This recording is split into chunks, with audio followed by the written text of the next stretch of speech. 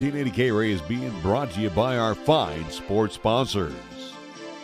Now, let's send it out to the Okie Blanchard Sports Complex as we get ready for another night of Friday Night Lights as the East High Thunderbirds play host to the Laramie Plainsmen. But before the game gets underway, let's get to our pregame show right here on 1480 KRAE Cheyenne. Once again from Okie Blanchard Stadium, the Okie Blanchard Sports Complex, Larry Proetti, along with Chris Polton, Nick Proetti. Tonight's game being brought to you by Terrell Honda, Baskin-Robbins, Cheyenne State Bank, Merritt Plumbing and Heating, Chick-fil-A, Cheyenne Auto Repair and Service, the Gilwinter Company, Best Western Plus, Frontier Inn, Little Philly, Jolly Rogers RV Sales and Service, Platte Valley Bank, Taco John's, Marv's Plumbing and Heating, First Tier Bank, Big Apple Bagels, and the Cheyenne Stampede. The 4-1 Cheyenne East Thunderbirds coming off a huge victory last weekend here in the Okie Blanchard Sports Complex as they knocked off then number one Natrona on a rally late in the game. They are going to take on a Laramie Plainsmen team that's sky high as well as they rallied in the second half to defeat Cheyenne Central. Matter of fact, the score in that contest was 19-0 at halftime with the War Tribe on top, everything going Central's way. The final score, however, ended up being in favor of Laramie, 21-19, and with that win, the Plainsmen improved to 3-2. Tonight's game also being brought to you by Pepsi of Cheyenne with our Pepsi scoreboard, Medicat Pharmacy, Key of Cheyenne, Lennox Auto Body, the Breadbasket Bakery, First Education Federal Credit Union, Fat Boys Tire and Auto, B&B Appliance and TV, Capital Lumber Company, Halliday Motors, and MHP, McGee Hernan Pies. Well, we're just about ready to bring on Chris Polton to chat with us. We are fighting the bug. Everybody's fighting the bug. I mean, criminy. South High has been under bug alert this week. It's going through our building. You've got it. I've got it. Nick is the only one that doesn't have it, and we're glad, and that's why he's staying like yards away from us. But it's even going through Cheyenne East to a certain degree. Yeah, and I was down there talking to Coach Goff and said, yeah, some of the guys have been under the weather. A couple of them got it worse than others, but, you know, this is the time of the year, especially when you see the dramatic changes. Gosh, it was 80 degrees yesterday, 40 today, it'll be 80 tomorrow. When you go through those extremes, plus with all the fires and everything like that. And allergies, you made a very good point about that. I mean, if you have any type of susceptibility to getting sick, I don't really. I mean, in my building, though, however, and a friend of mine had it really bad. So, you know, I was exposed, and next thing you know, I got it. But I think I'm coming out of it right now. The voice hopefully will hang on. I didn't do much on my show today, so hopefully we'll be able to bring you the broadcast without any difficulties. Cheyenne East Thunderbirds right now on the field. They are going to be in their home I guess you call it your powder blue uniforms tonight with the black numerals and the white outline. They have the white helmets. Laramie in their travel white uniforms with the, I would say, the burgundy trim. The numbers are burgundy with gold outline. So for the Cheyenne East Thunderbirds, they have homecoming tonight. Usually when you pick a homecoming team, and not, you know, it's probably one of your lesser opponents that I remember from yesteryear.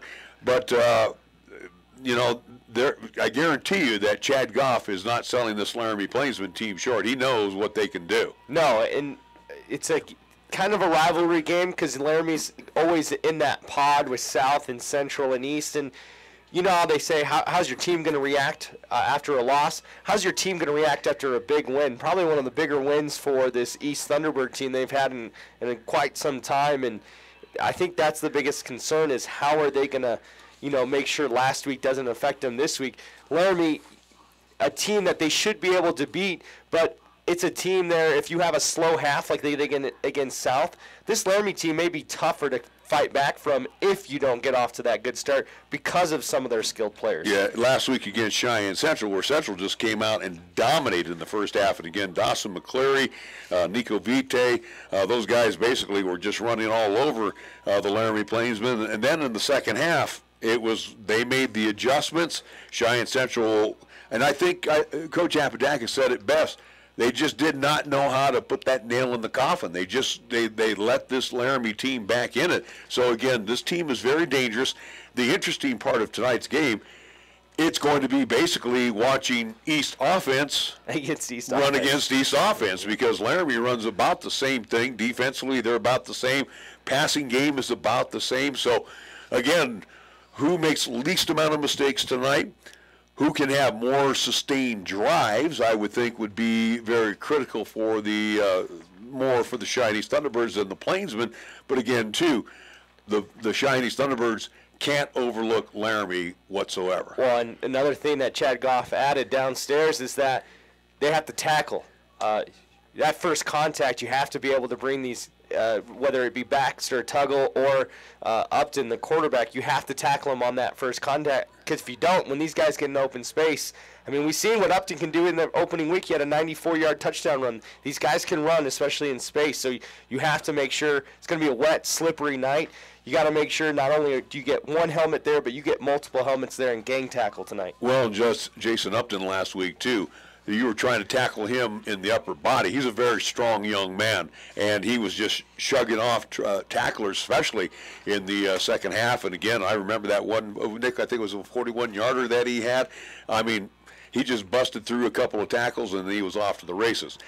Would you like to help young hockey players chase their dreams, hopes, and the opportunity to move to the next playing level? Well, please make a tax-deductible donation to the Stampede Sports Organization, and you'll be helping with travel costs. Matter of fact, they're in Steamboat tonight, lodging and meals. You'll be helping the Stampede Sports family maintain their 4 founding pillars: character, academics, athletics, and community. Remember, go to the Cheyenne Stampede website, and you'll get some more information on the Cheyenne Stampede. We're going to take a time out. We come back. It will be time for our athletic director's report with Jerry Slabs. We'll follow that up with Coach Craig Bull. Our opposing, we'll have our Mountain West Conference schedule. We'll also have for you, too, we'll have Clint Reed, who will get his comments. Cheyenne's head coach Chad Goff, and then I will get you caught up on what's going on throughout the schedule for the 4A ranks. Do want to mention right now as we get ready to head to break, Thunder Basin, the #1 team this week, according to the media. Cheyenne East is ranked #2, Natrona's #3, Sheridan #4, and the #5 team is Laramie. So we have #2 and #5 battling here at the Okie Blanchard Sports Complex. When we come back, Jerry Slabs talks to us after the 60-second timeout on 1480 KRAE.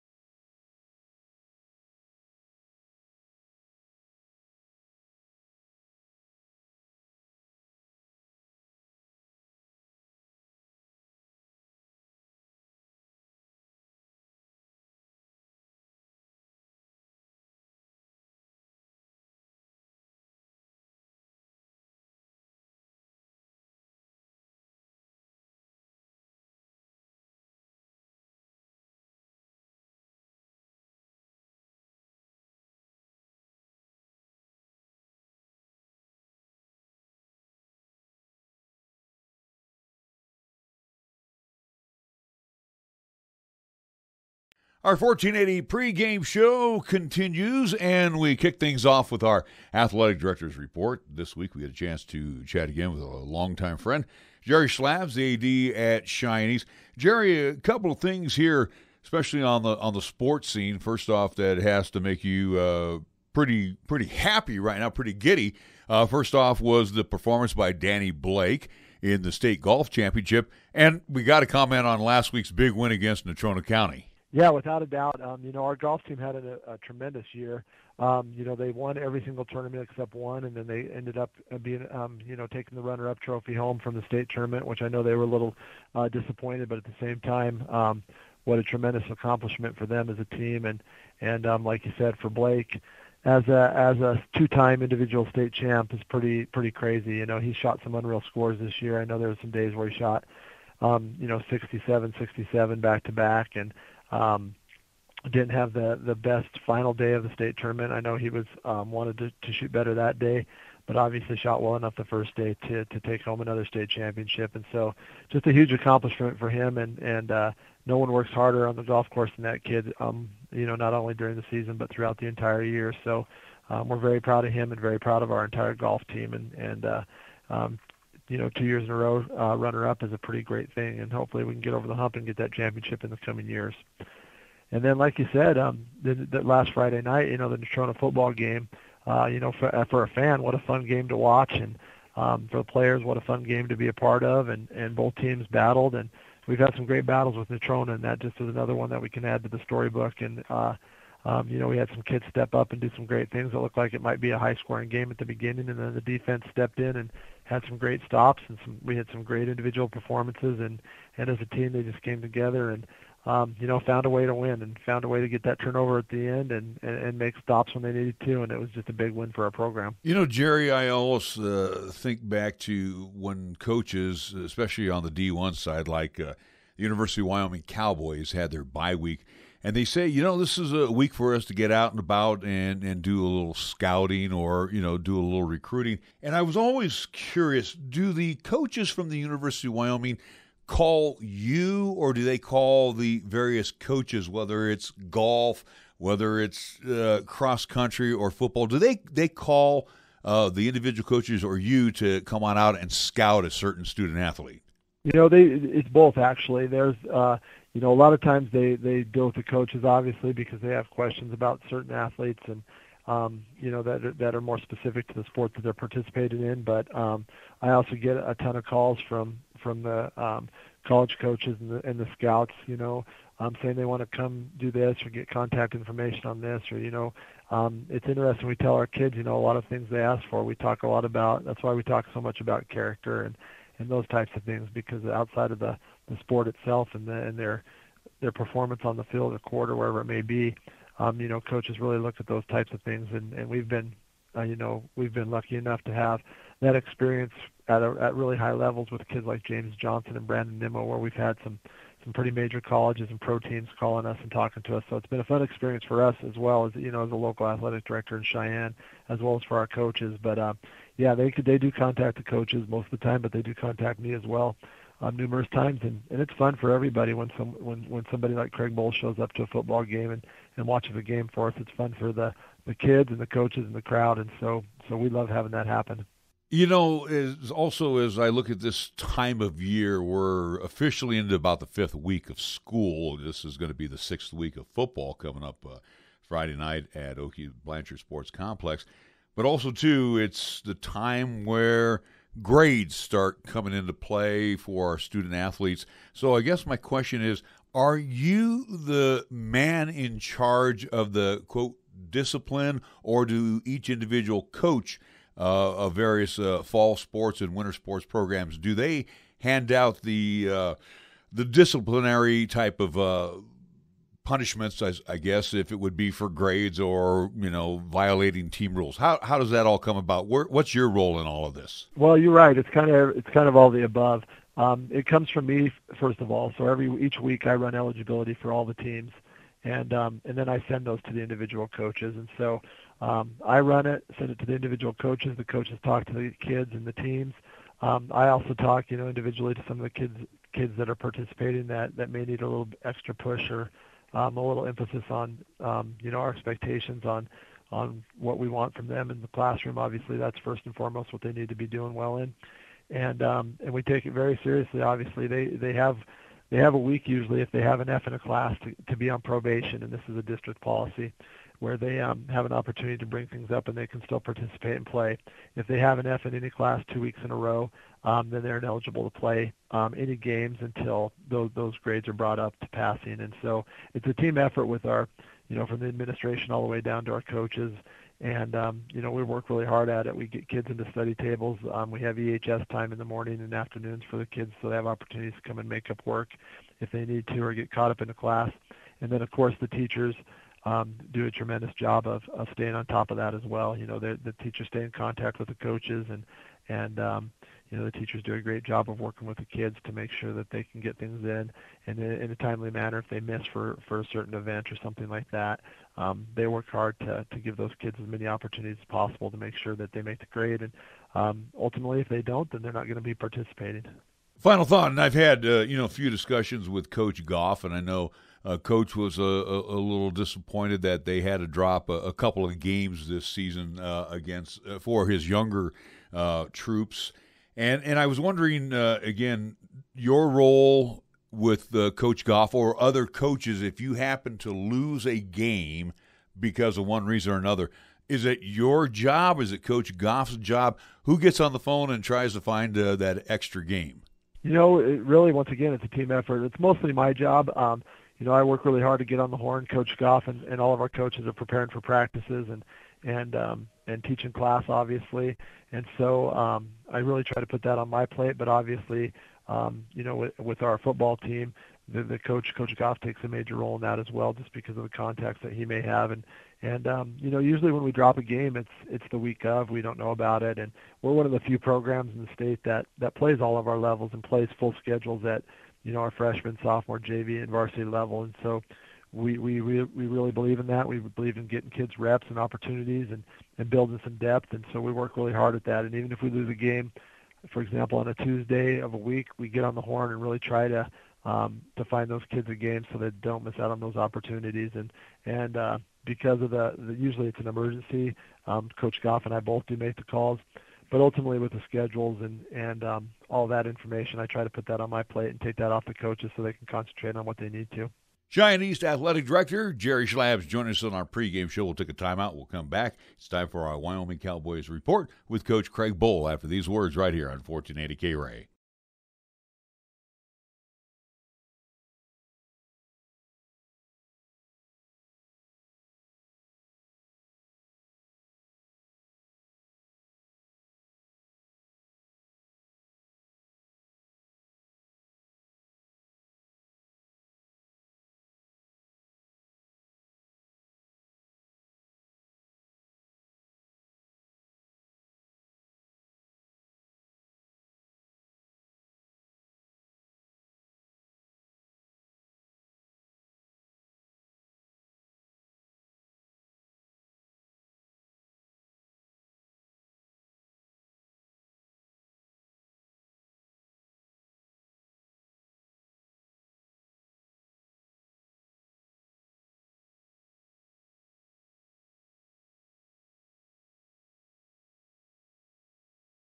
Started. Welcome, everybody.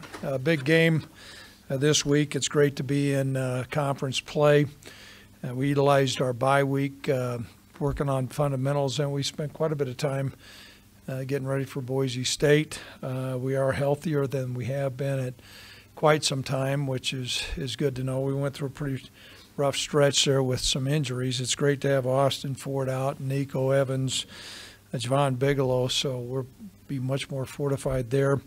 We're in hopes to have Patrick Arnold. We'll know a little bit more during the course of the time. Tyler Hall, we're also hopeful for him. He seems to be coming along. I would say C.J. Colton would be doubtful right now. So unlike a lot of our either opponents or colleagues around the country, we try to do a good job disclosing where we're at with injuries.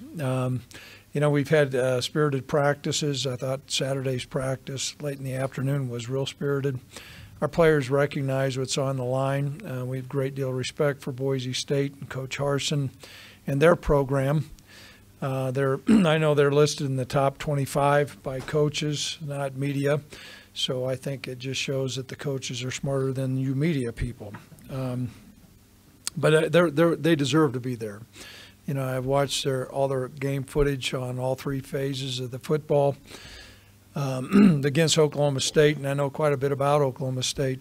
I thought they matched up athletically really well with Oklahoma State, and the ledger just tilted one way because they had two punt blocks. It's hard enough to win a game when you have one punt blocked, and when you have two, it's really hard. And so, but nonetheless, they had two punt blocks. But what I'm saying is that can be corrected, and they've got really good players. I think we got really good players too. We love the fact that we're going to be at home. Our program has gotten more competitive. Our players recognize the challenge that's there playing Boise State and the Broncos, but our players also recognize what a great opportunity. And so we're looking forward to embracing this game.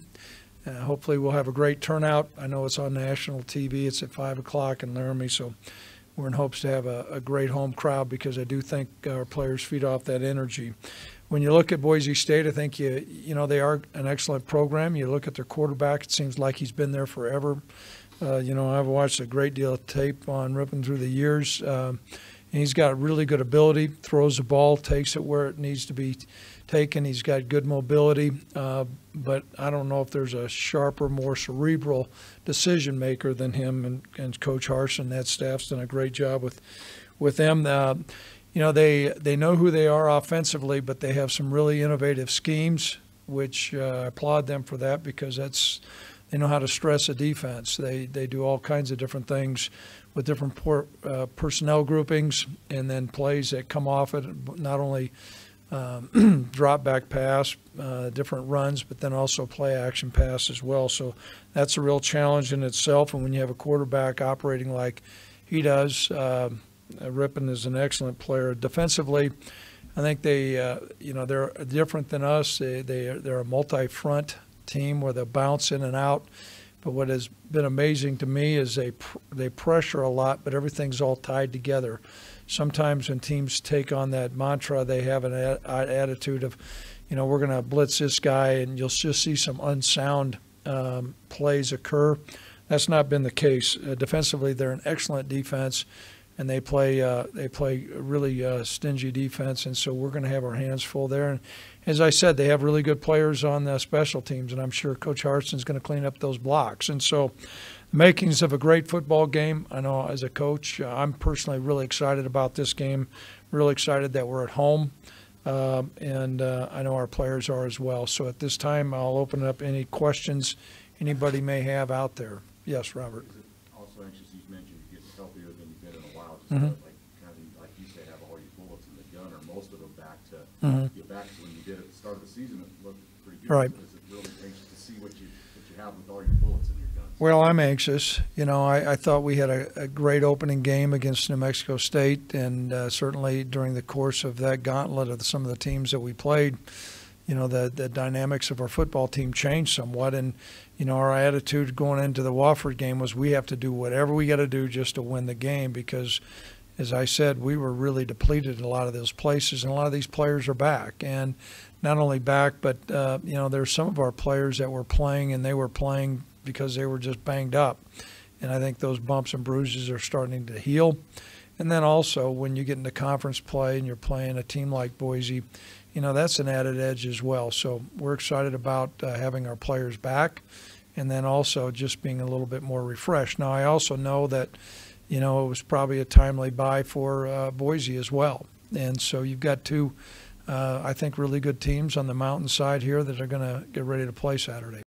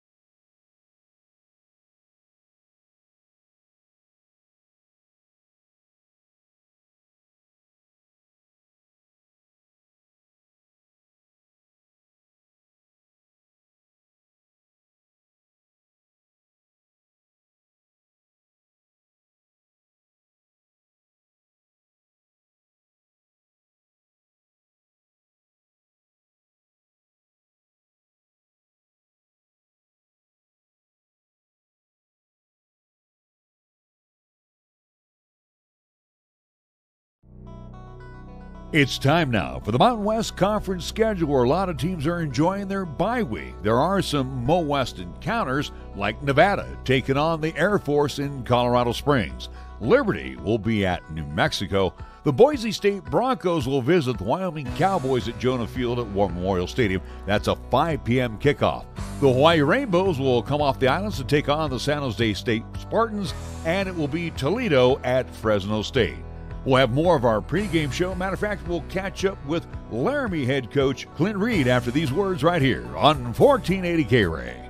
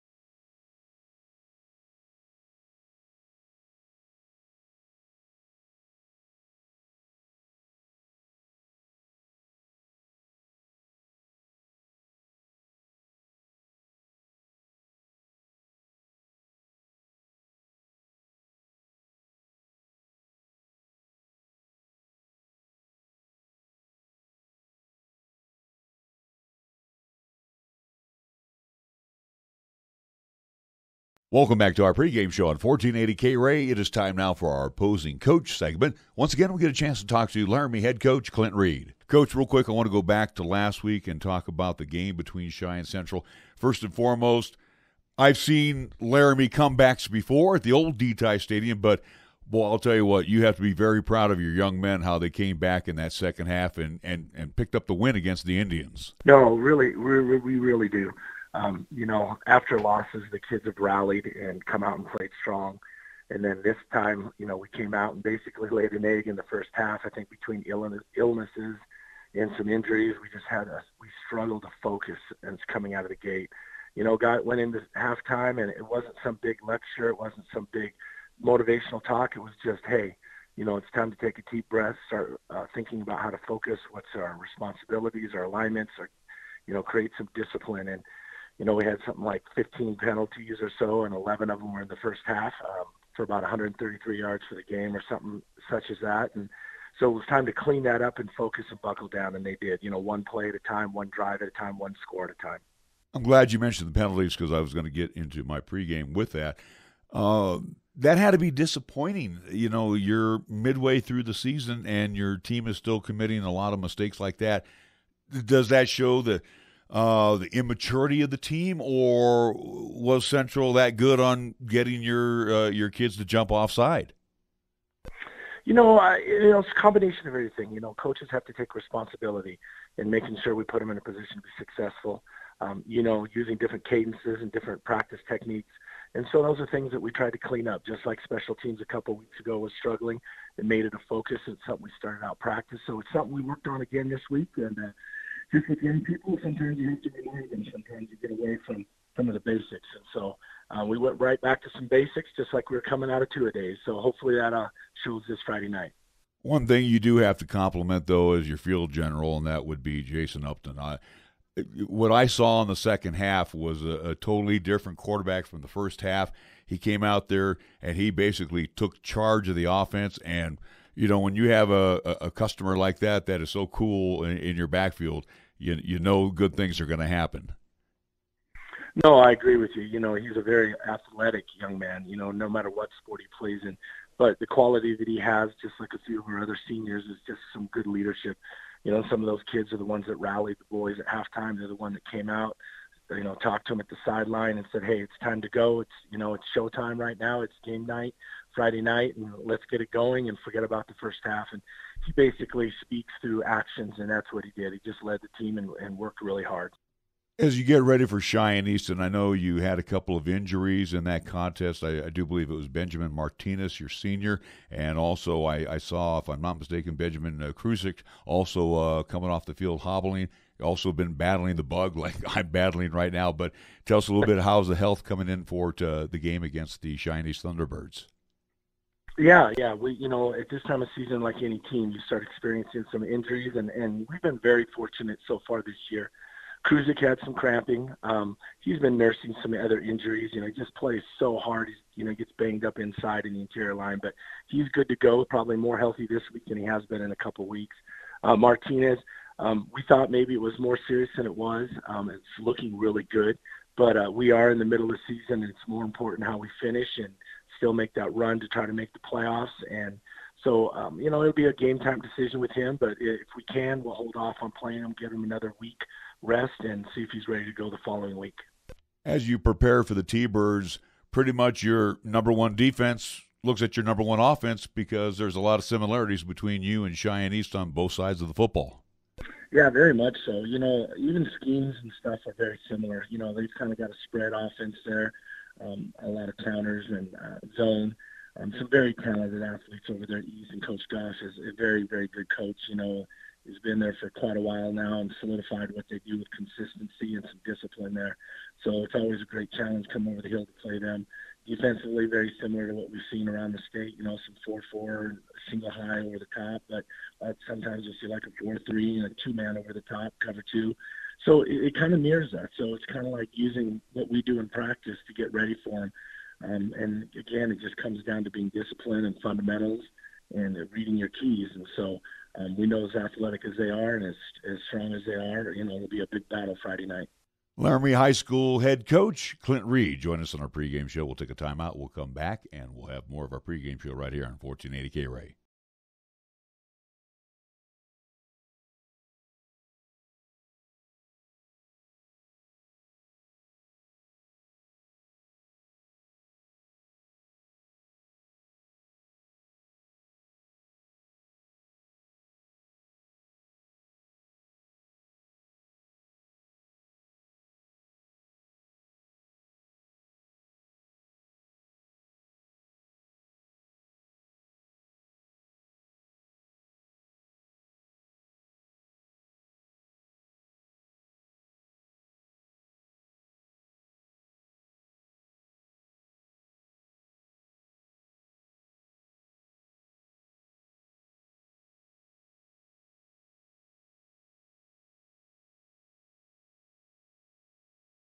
Right now, we have an opportunity to talk to Cheyenne's head coach Chad Goff before tonight's game with the Laramie Plainsmen here at the Oakey Blanchard Sports Complex.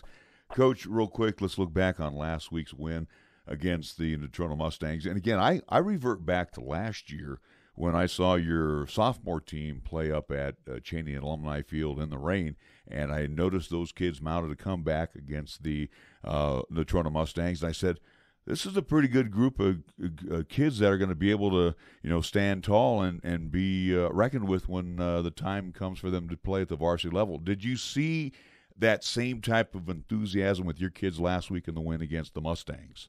Yeah, I mean, it was just a good battle. Both teams really played hard, and it was fun to be a part of it. The kids just rose up there and were able to mount that comeback there in the fourth quarter, and it was a good step for our program. Coach, and you've been in this ball game for a long time. It's a great win, and it's good for the standings and hopefully the seeding for the upcoming playoffs. But you have to move on. You got to get ready for the next contest, right?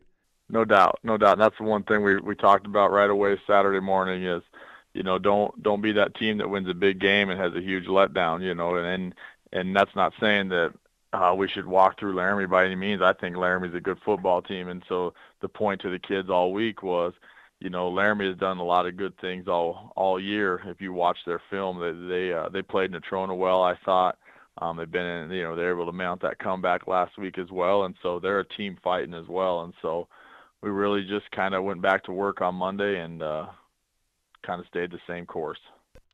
As you practice for the Plainsmen this week, it's interesting because it's almost like your number one defense would be practicing against the number one offense. They pretty much mirror what you do.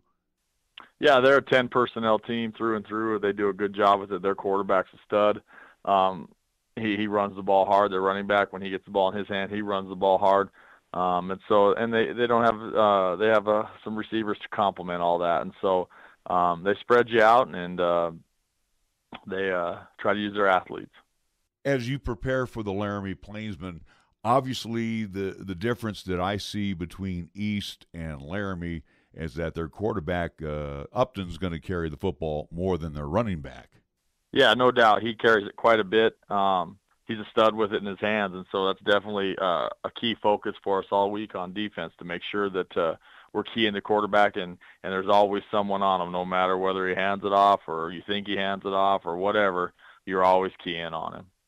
The final thought, too, is I don't know how much you watched of the Central game versus Laramie, but when you've seen Clint Reed's team before, they've seen the Cheyenne Thunderbirds before. Again, everybody seems to know everybody in Class 4A, but was there something that you saw in the film from last week's game or throughout the course of the season with Laramie that you might be able to expose? I think with them, I think in playing them for the last few years, I guess the biggest thing is that I'm not sure there's anything that we can expose per se. The thing with the team we've talked about all week is you have to respect them. Throw the records out the door. That's the one thing this program is trying to get better at is remembering why we play the game on Friday night. There's a reason that they don't just go, oh, well, they're 4-1 and they're 2-3, so let's give it to the 4-1.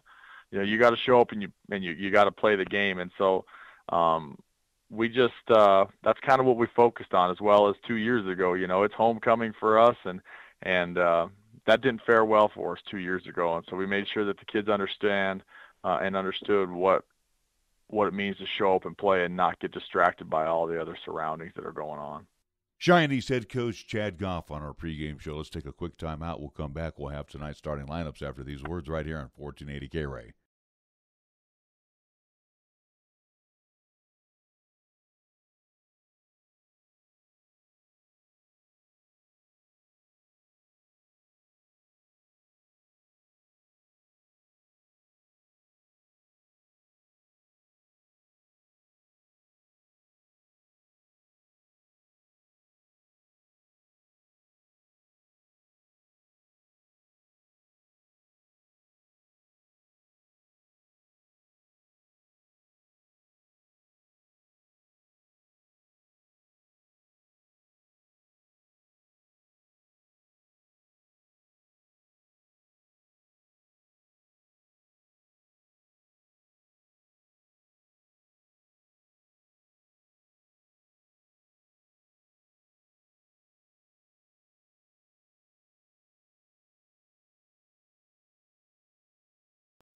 It's time now for the weekly Class 4A schedule. On tap for this evening, the Campbell County Camels will host the Rock Springs Tigers.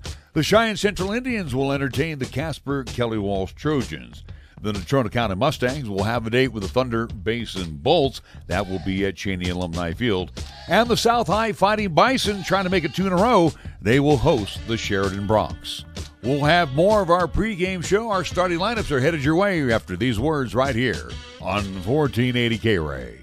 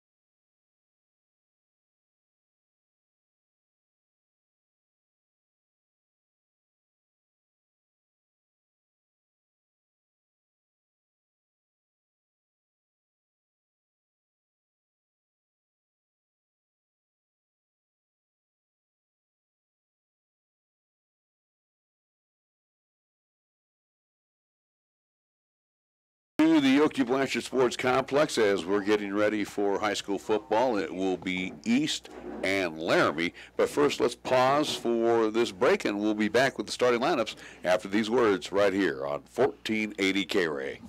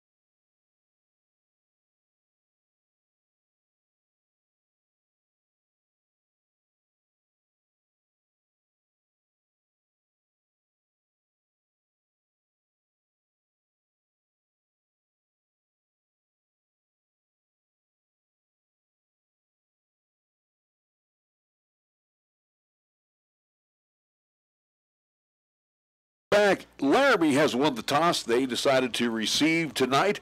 They will be defending the north end zone, so they'll be going left or right across your radio dial after the Dakota Merit kickoff. Here's the way they're going to line up. In the backfield, Jason Upton, the 5'11", 167-pound senior quarterback. At the running back position will be Baxter Tuggle. He's 5'8", 186, and a senior.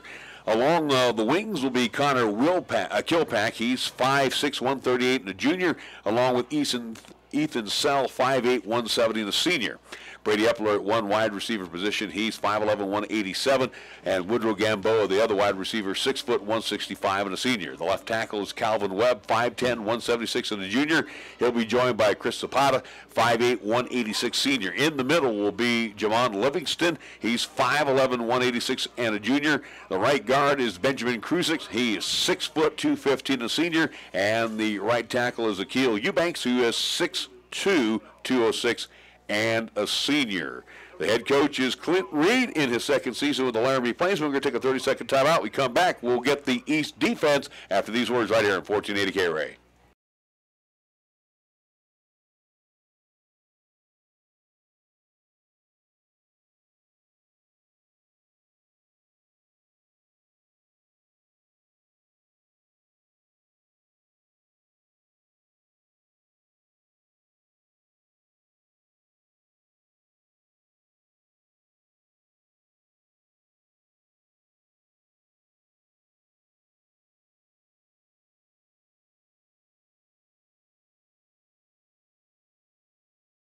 Back to Okie Blanchard Sports Complex. We'll take a look now at Coach Chad Goff's East defense. They'll be starting out on the field here in this first quarter. In the front four, the two defensive ends, number 93, Garrett Oswald. He's a junior, 6'2", 193. The other defensive end is Zach Valerio, senior, 6'1", 175. The two defensive tackles, number 50, Brendan Deasing, 5'11", 205. He's a sophomore. And then number 10, Luis Carlos, captain tonight, 5'8", senior, 174 pounds. The linebackers, they've been their studs so far in this defense. Number 44, Landon Eldridge. Eldridge is a 5'9", senior, 176.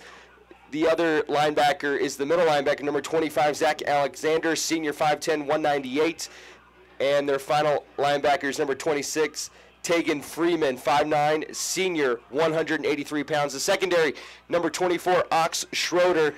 Schroeder is a junior, 5'11", 156. Cole Michaeli is the other defensive back. Michaeli coming in at 6'2", 172 as a junior. The two safeties, Chance Amiller, a junior, 6'2", 161. And then it's Robert Lookout, number 22, a senior, 5'7", 145. That's your starting defense for East High. And Larry, this defense has kind of been under the gun, but last week they showed up against a very good Natrona offense, a Natrona offense that loves to run the ball. They're going to see a lot of the same here tonight in the Laramie offense with a lot of Upton and a lot of Tuggle tonight. You shut down Upton, you shut down Tuggle, and you force them to pass. That might be into the advantage of Cheyenne, especially on a night like tonight.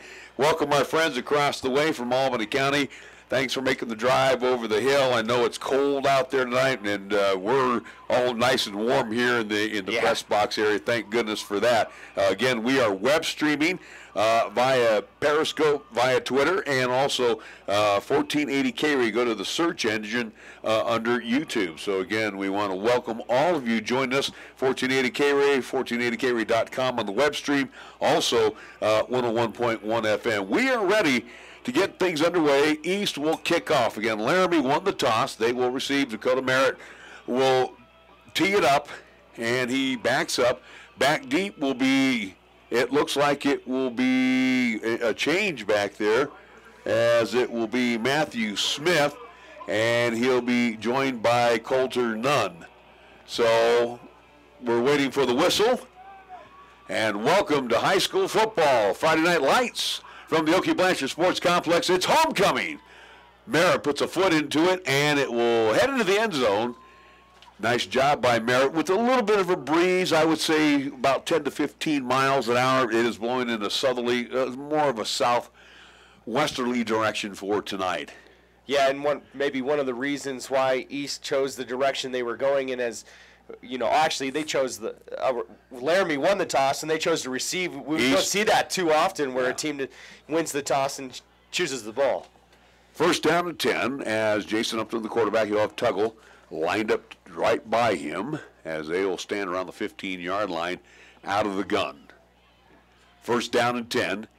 In motion comes Kilpack, and movement on the offensive line. We saw a lot of that. Nick will nod his head in the first half last week. A lot of procedure calls whistled against the Plainsmen, and also, too, we saw that Dawson McCleary had a lot of hard counts, so we were getting a lot of offside calls against the Laramie Plainsmen as well. So the Plainsmen making a mistake right out of the get-go, and it's first down and 15.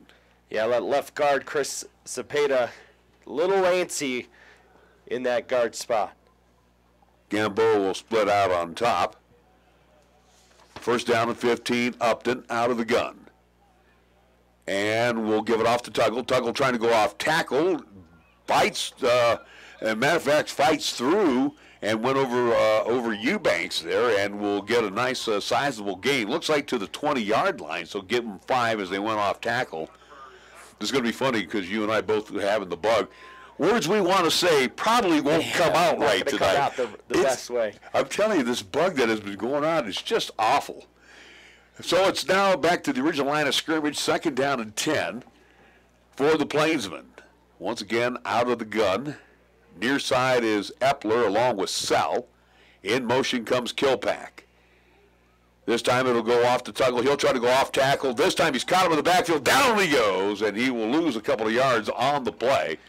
Nice job that time by the East defense. Tegan Freeman doing a good job. It looked like it was going to be Zach Valerio who had the first contact, and then Freeman came and did a good job after Tuggle broke the tackle. Freeman made sure to wrap up right on the waist. Did a good form tackle there. The loss of 2 on the play. That'll make it third down. They say 11. It's third down at 12.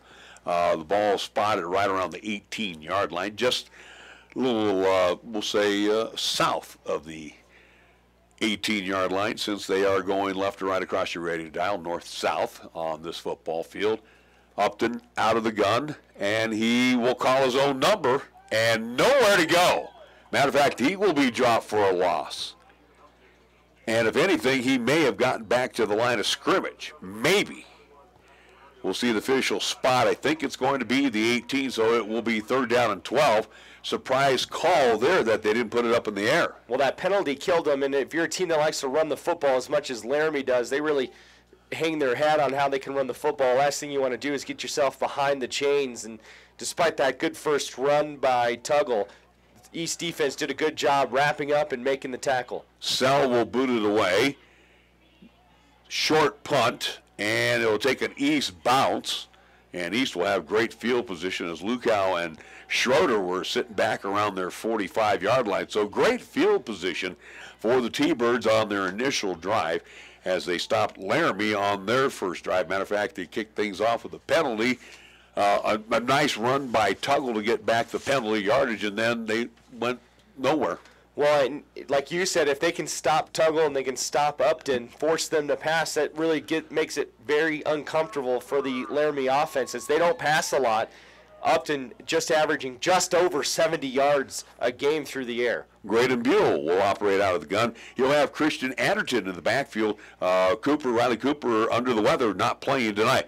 Back to pass, and they'll get out to Merritt. Swing it out. Merritt will pick up short yardage to the 38-yard line. 3-yard pass play from Buell connecting with Dakota Merritt, and again the hurry-up offense by Cheyenne East.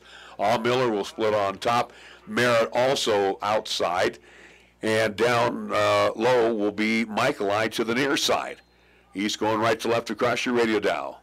Hand off to Anderton. Anderton fights his way maybe down to the 39 for the T-Birds. So for Cheyenne East, it'll be third down, and they need to get to the 33, so about third down, and we'll say 6 for the T-Birds. Maybe we'll even call it, we'll say 3rd and 6. Again, hurry-up offense. Buell backs away. Miller along with Merritt out on top. In motion goes Anderton. They'll swing it out to Anderton. Anderton makes the grab. And he got punished. Oh, did he get hit hard by Epler. Epler hits him at the 36, and that's where he'll go. It'll be 4th down for Cheyenne East. Again, needing to get to the 33. It looked like Anderton was going to get going, and all of a sudden here comes Epler out of nowhere, and I mean laid a helmet on him. We'll see if what Buell, if maybe a little pooch kick here, or if they try and get the 1st down. 4th down, back to pass goes Buell. Buell steps, throws, got a man to the 25, 20, 10, 5, touchdown Dakota Merritt. Dakota Merritt on the receiving end of a 36-yard touchdown pass on a quick slant inside, and Buell hits him. And for the Cheyenne East Thunderbirds, they draw first blood 6-0 here on homecoming. Well, and the man defense for Laramie, and with Dakota Merritt's speed, he just beat the guy down across the middle of the field, and then there was nobody on the outside. The safety help was on the opposite side of the field, and with Merritt's speed, not going to get him. We'll put the PAT through the uprights out of the hold of Buell. 7-0 our score, 8:45 on the Pepsi scoreboard. East 7, Laramie nothing. We're back after this 30-second timeout on 1480 KRAE.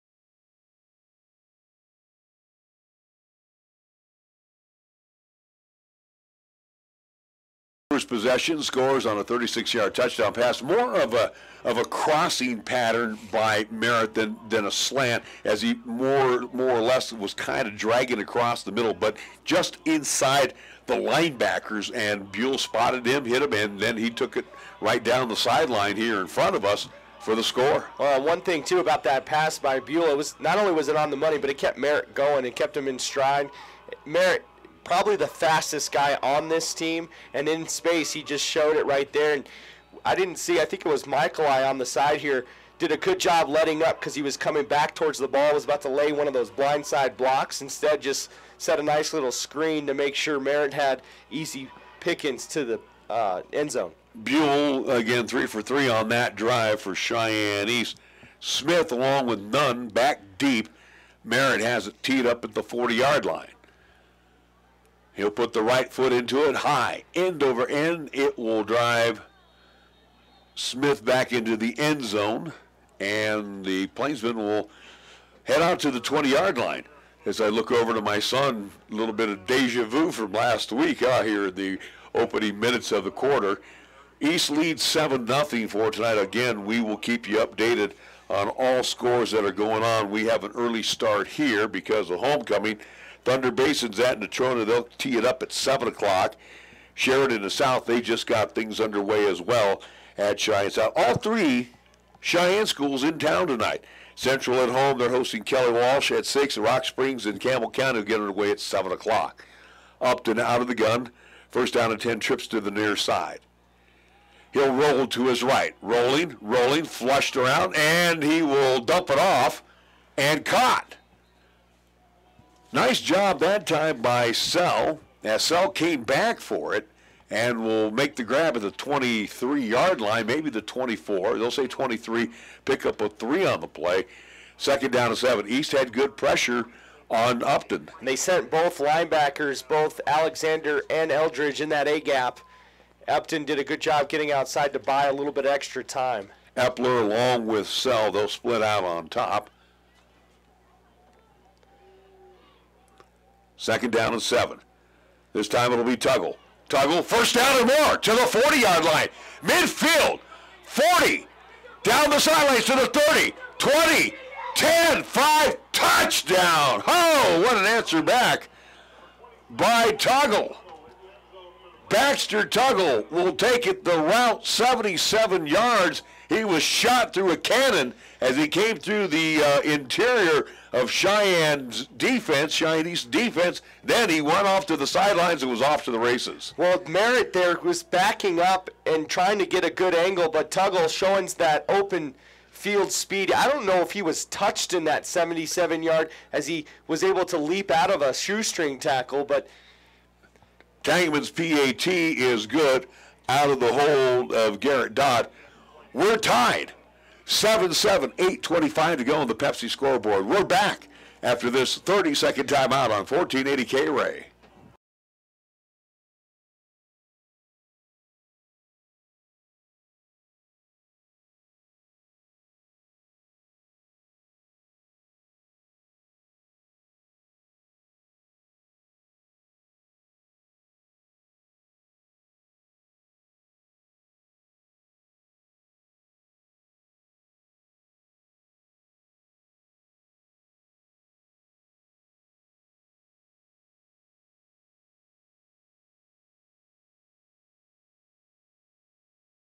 Our score just like that. He scored with 8:47 to go. 22 seconds later, it's Laramie tacking on the tiebreakers, or I should say getting the tie points. It's now 7-7. We had 14 points scored, not a single first down yet either. Wow. And you look back there on Baxter Tuggle. Was he even touched? I mean, we'd have to look on the film on that one. I think Miller had a chance to get him, and he jumped out of a shoestring tackle, but I think the first 50 yards, it was just him outrunning the East defense. 77 yards and the distance. Ox shorter back deep along with Lukow. They will stand back around their 4-yard line as the East High Thunderbirds will look to answer back. Hey, you never know. We may have the good old-fashioned Donnybrook here tonight. David Tangeman will tee it up. Maybe. It looks like he's got to get a new football. He wants he wants the one that's got less air in it. Yeah, Oops, right. Did I say that? Yeah. Anyway, so he's got it all situated now at the 40-yard line. He'll back up, wait for the whistle, and the East High Thunderbirds. I think the fans more than anything a little shell-shocked here that Laramie made it so easy. Now the wind knocks the ball down. Again, it's not a gusty wind. It's picked up now a little bit like 15 miles an hour, 15 to 17 miles an hour. We'll have one of the backs hold it here, Connor Kilpack. Oh, just kidding. And then he'll back away. So here we go. Tangeman will approach the football, end over ender, and it'll be picked up by Lukow at the 10. He'll pitch it back to Schroeder. Schroeder to the 20-yard line, maybe 19. Nice job that time, and sniffing that one out, I should say, was Caleb Eaton. Yeah, not a lot of any type of fooling the coverage team for Laramie, as Eaton did a great job staying disciplined, staying on that side. You could see that developing way up here, though. I know what you want to say. Yeah. Trust me, I know what you want to say. Right. The words aren't coming out. Yeah. We can't form the right words tonight. Too much Sudafed right now. Minus NyQuil during the day. And Nick's over there giving us the, what is that, the smallest violin? First down and 10 for the T-Birds. Ball on their 19-yard line. Buell hands it off to Anderson, bounces off one tackle, 20-yard line, straight ahead near the 25. Nice job by Christian Anderton, as he will pick up 6 on the play, and it will be 2nd down and 4 for the East. They'll come up to the football without the huddle. Michael I will split to the near side. They'll pitch it back this time to Anderton. Anderton follows his blockers and will have the first down. 30-yard line, maybe 31 on the run. So another nice run by Christian Anderton. We'll give him 6 on the run. We have a pile up down on the field. They will disperse of the pile. And again, right around the 31-yard line. Hash mark to the far side. That's first down and 10. Michael I and Lukow split to the near side. First down and 10. Miller on top, hold everything. False and start. We're going to have a false start against, I do believe it was Michael I. So that'll move the football back to the 26. First penalty for the T-Birds. Each team now with 1 apiece. 7:47 on the Pepsi scoreboard. And we saw with Laramie how that penalty kind of hurt that first drive for him. Let's see if East can combat that penalty and make up for it here. First down and 15. The sophomore, Buell, fires to Lukow. Lukow makes the grab. We'll get back about the penalty yardage. If anything, forward progress maybe to the 30. So a 4-yard grab. And it'll be second down. We'll call it a long 10. So for the East High Thunderbirds, again, Buell, I think, has not yet missed on a pass. Not yet. He'll send Lukow in motion, hand it off to Anderson. Anderson is wrapped up, bear-hugged, and brought down right away. Nice job defensively by Benjamin Kruzik. I mean, he bear-hugged him right at the 29. Benjamin Kruzik on this defense, as far as their defensive point system that you see on the YO Prep stats page, is their leading point getter. And you see a little bit there out of that end position coming in making a good tackle. Third down and 12. Buell rolls to his right. He steps, he throws, and is it caught? The catch is made. And I want to say the catch was made by Tanner Muchmore. But it's going to be short of the first down at the 40-yard line. So Buell, again, remains perfect. Again, as he rolled to his right, and Muchmore came back for it. Unfortunately, he forgot that the 41 was where the first down marker was at. So right now for the T-Birds, they're faced with a fourth down and about 1.5 yards. They will call on the foot of Dakota Merritt. Or will they? Dropping back deep will be Coulter Nunn. He'll stand back around his 26-yard line. Low snap, bounces into the hands of Merritt. Merritt end over end, and Nunn will let it bounce. Takes an East High bounce all the way into the end zone. And the Plainsmen will have the football first down and 10 on their own 20-yard line. Yeah, good job there. Seeing that end over end, knowing on this turf surface, more than likely it was just going to keep going, and especially with how wet and slick it was going to have enough momentum to get to the end zone. And he backed away from it immediately, seeing the trajectory of the football, and just said, you know what, I'm going to take my chances and see this one go into the end zone, which it did. So a couple of penalties so far, really causing some problems on two different possessions for both teams.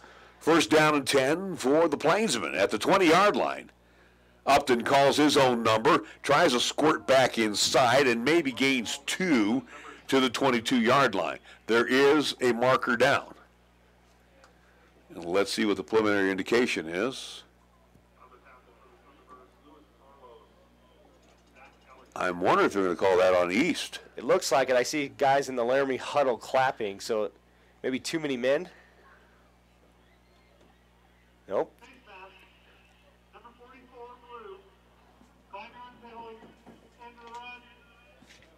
Face mask will be whistled against Eldridge, and that will be at the end of the run, so it's going to be a 5-yard penalty, incidental. So for the Plainsmen, actually it'll be first down, and they will spot the ball at the 27-yard line. First down and 3. Myriad of things Clint Reed can do with this. Back to pass goes Upton. He steps, he throws, he's got a man wide open at midfield, and he'll fall at the East 47-yard line. Nice pass reception by Alex Flores. Flores, who is a 5'6", 139 senior, makes the grab, and both Upton and Buell are on the mark this evening. Yeah, both 2 for 2. It looked like the DB that was covering Flores on that had slipped and fell. And luckily for East, Flores also tripped over the 50-yard line because it was just him and Aumiller. They'll say at the 48, it's first down and 10. T-Bird 48-yard line. Upton to Tuggle. Tuggle goes off tackle and will pick up 2 hard yards to the 46-yard line. They'll say more of the, again, we're going to see where they spotted him down at as they wipe the football off. It's kind of the tweener in between the 45, 46. We'll give them 2 on the play, as we will call it second down and a short 8. Upton, again with Tuggle off to his left, out of the gun, back to pass. Under a heavy rush, gets away from one would-be tackler, now tucks it away on the run and on the loose with the big gainer down to the East 35-yard line. East had him, we thought, bottled up around midfield, but he somehow slithered away. Well, one thing, he did the pump fake as he was still behind the line of scrimmage, got the linebacker in the air, and when he was in the air, he was able to take off. And if you're Coach Goff, I'm sure you're going to let him know, do not go for the pump fake. He's a guy that's going to run before he passes. The last thing you want to do is bite on that and let him have that lane and a big play, first big play that Upton's been able to get with his feet here. First down and 10, hash mark to the far side. Sell along with Epler out on top. Motion, low snap, and it will be Upton calling his own number. Gets away from one tackler and will get down inside the 30 to about the 28.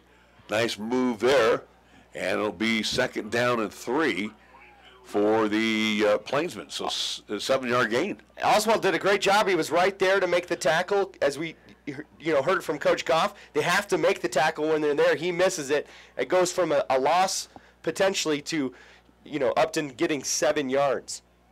Second down and 3. This time Kilpack in motion. It'll be Upton on the option to Kilpack. Kilpack outside, drop for a loss. Nice job that time by the T-Birds. It looked like that was Freeman. And we got a late flag, too, as it looks like the official's talking to, I believe that's number 25 for East, Zach Alexander. So it looks like it's going to be maybe an unsportsmanlike call of some kind. Well, the ball is right now at the 31. Personal foul. Well, never mind. It is going to be called against the Plainsmen. Now, did it must have happened on Alexander, because Alexander got up heated, so I didn't know if so it was on him. It was a blindside block. So for the Chinese Thunderbirds, this is good for the defense, as that's going to mark them back 15 yards. That is a major, which will send the Plainsmen back to the East 43-yard line. Well, good job on that triple option by East. They did a good job making sure they had a number on, or a hat on Tuggle and a hat on Upton in the pitch out. It was a great job by Tegan Freeman to make sure he didn't allow the pitchman, who was Kilpack, to get outside. Of course, with that penalty, it also helps as well. Second down, 18 now at the 43-yard line of the T-Birds. Split out on top will be Woodrow Gamboa for the Plainsmen. Again, hash mark to the far side. Upton with trips to the near side. He'll give it off to Tuggle. Tuggle try to get through the pack there at the line of scrimmage, and will burst forward for a couple of yards to the 41. So it's third down and long. Third down 16. As the Plainsmen now, again, trying to take the lead as they battled back, trailing 7-0 early here in the quarter, and came back with a huge run by Baxter Tuggle. Right now, the ball resting on the T-Bird 41-yard line. Third down, 16. 2:30 on the Pepsi scoreboard. Upton barks out the signals out of the gun, rolls to his right, has time, steps, throws, and Epler turned in to the field portion. Unfortunately, the pass went outside and incomplete, so it'll be fourth down. Yeah, he threw it into double coverage as well, as Freeman was coming back to join. I think that was Merritt, as it looked like East was maybe in a little bit of a cover 3 shell with it being third and long, and nobody really ran a route where they were able to find a soft spot in the zone. Luckily for us, it looks like now they're going for it. So it'll be fourth down, and again, you might see Upton with the pooch kick here. Ball as he backs up now, and has it blocked, and the T-Birds will pick it up. I do believe for the Thunderbirds, Zach Alexander, who blocked it and fell on it. That's a big play. They didn't do a very good job. The line of Laramie didn't do a good job to block at the point of attack.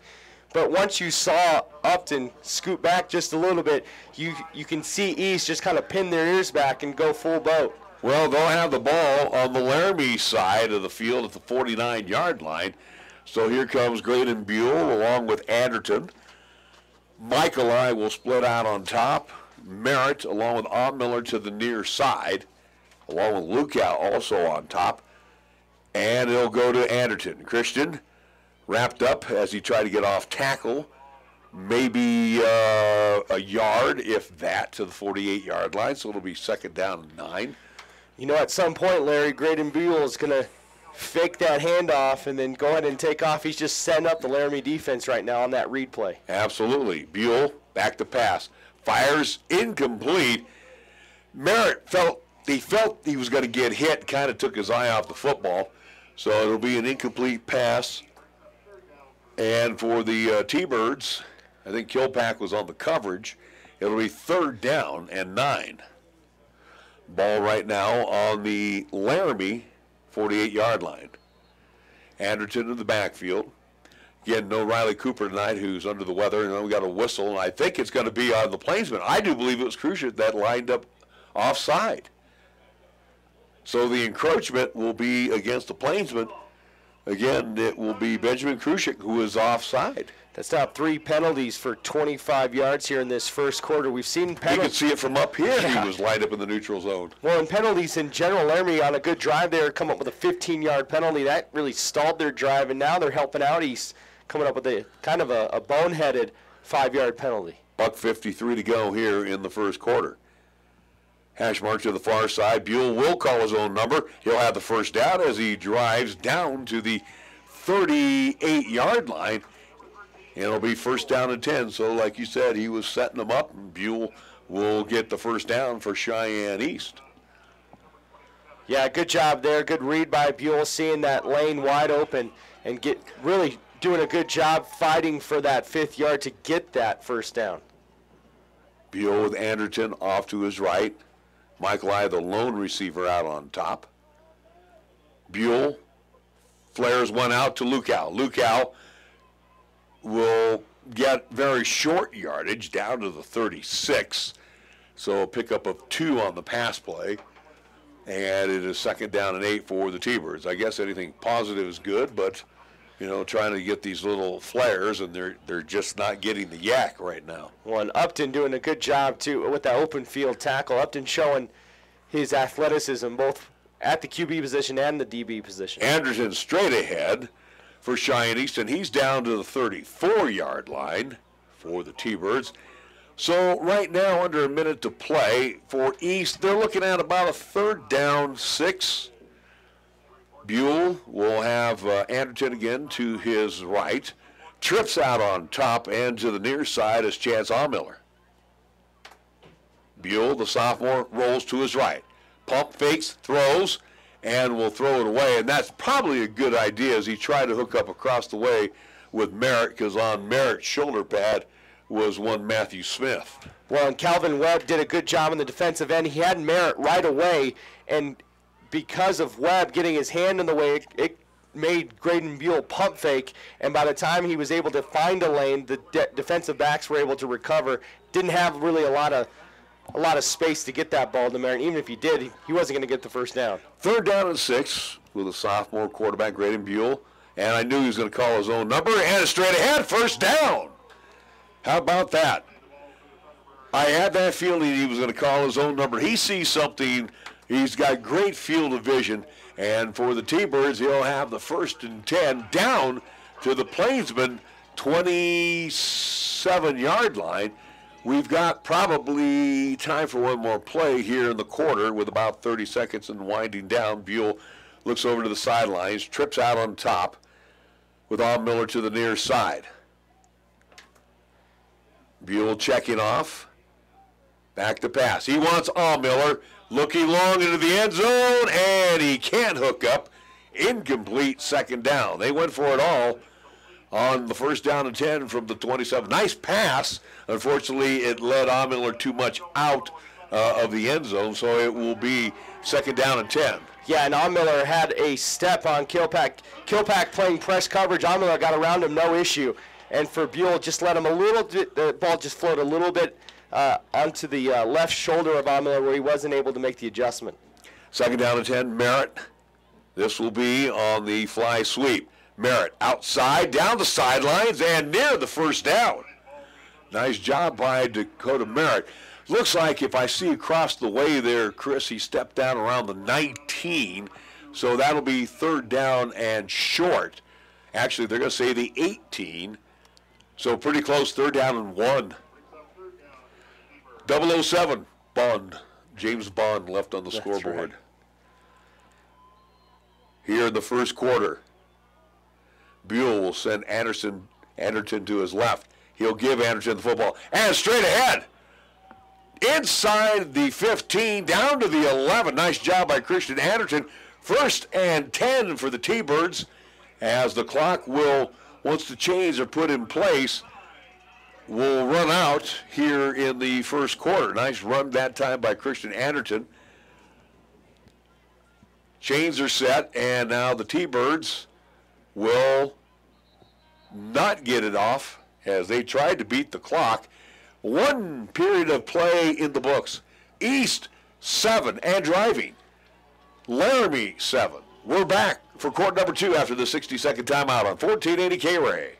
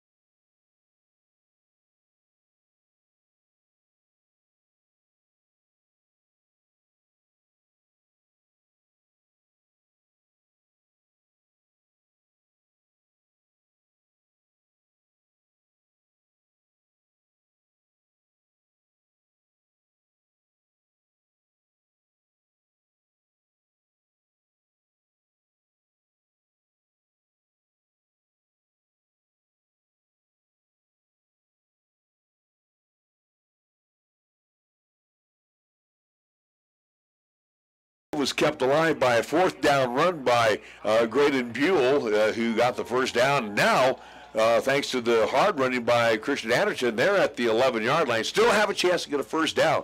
First down and 10 for the T-Birds. Now going left to right across your radio dial, basically going north-south here at the Okie Blanchard Sports Complex. Buell will have Anderton off to his left. Trips to the near side, which features Merritt along with Lukow and Miller. Out on top is Michaeli. And we're ready to return to play. Hand off to Anderton. Anderton inside the 5, down to the 3, maybe to the 2. What a run by Christian Anderton. He almost got the first down yardage. Well, Anderton, you're starting to see the middle open up a little bit more now. Anderton had started where he was only getting maybe 2-3 yards at a time. Last 2 carries, though, that the line for East has done a good job to open up a seam for him. Second down and 1 at the 2-yard line. Buell out of the gun. Anderton to the right. And he'll call Anderton's number. Puts his head down straight ahead. Touchdown! Cheyenne East. 2-yard dive that time for Christian Anderton. And the East T-Birds have retaken the lead 13-7. Just some good old-fashioned smash mouth right there in the red zone for East as they went to Anderton the last 3 carries, and he was able to get behind his big uglies, so to say, and finish it off. It will be Buell to hold and Dakota Merritt to attempt the PAT into a little bit of a breeze. Placement is down, kick is up. It's no good. It might have been partially blocked. It may have been blocked, but it definitely hit the right upright on the field goal post as well. And you don't see Dakota Merritt miss too many extra points as well. 13-7 East on top of Laramie. We're back after this 30-second timeout on 1480 KRAE.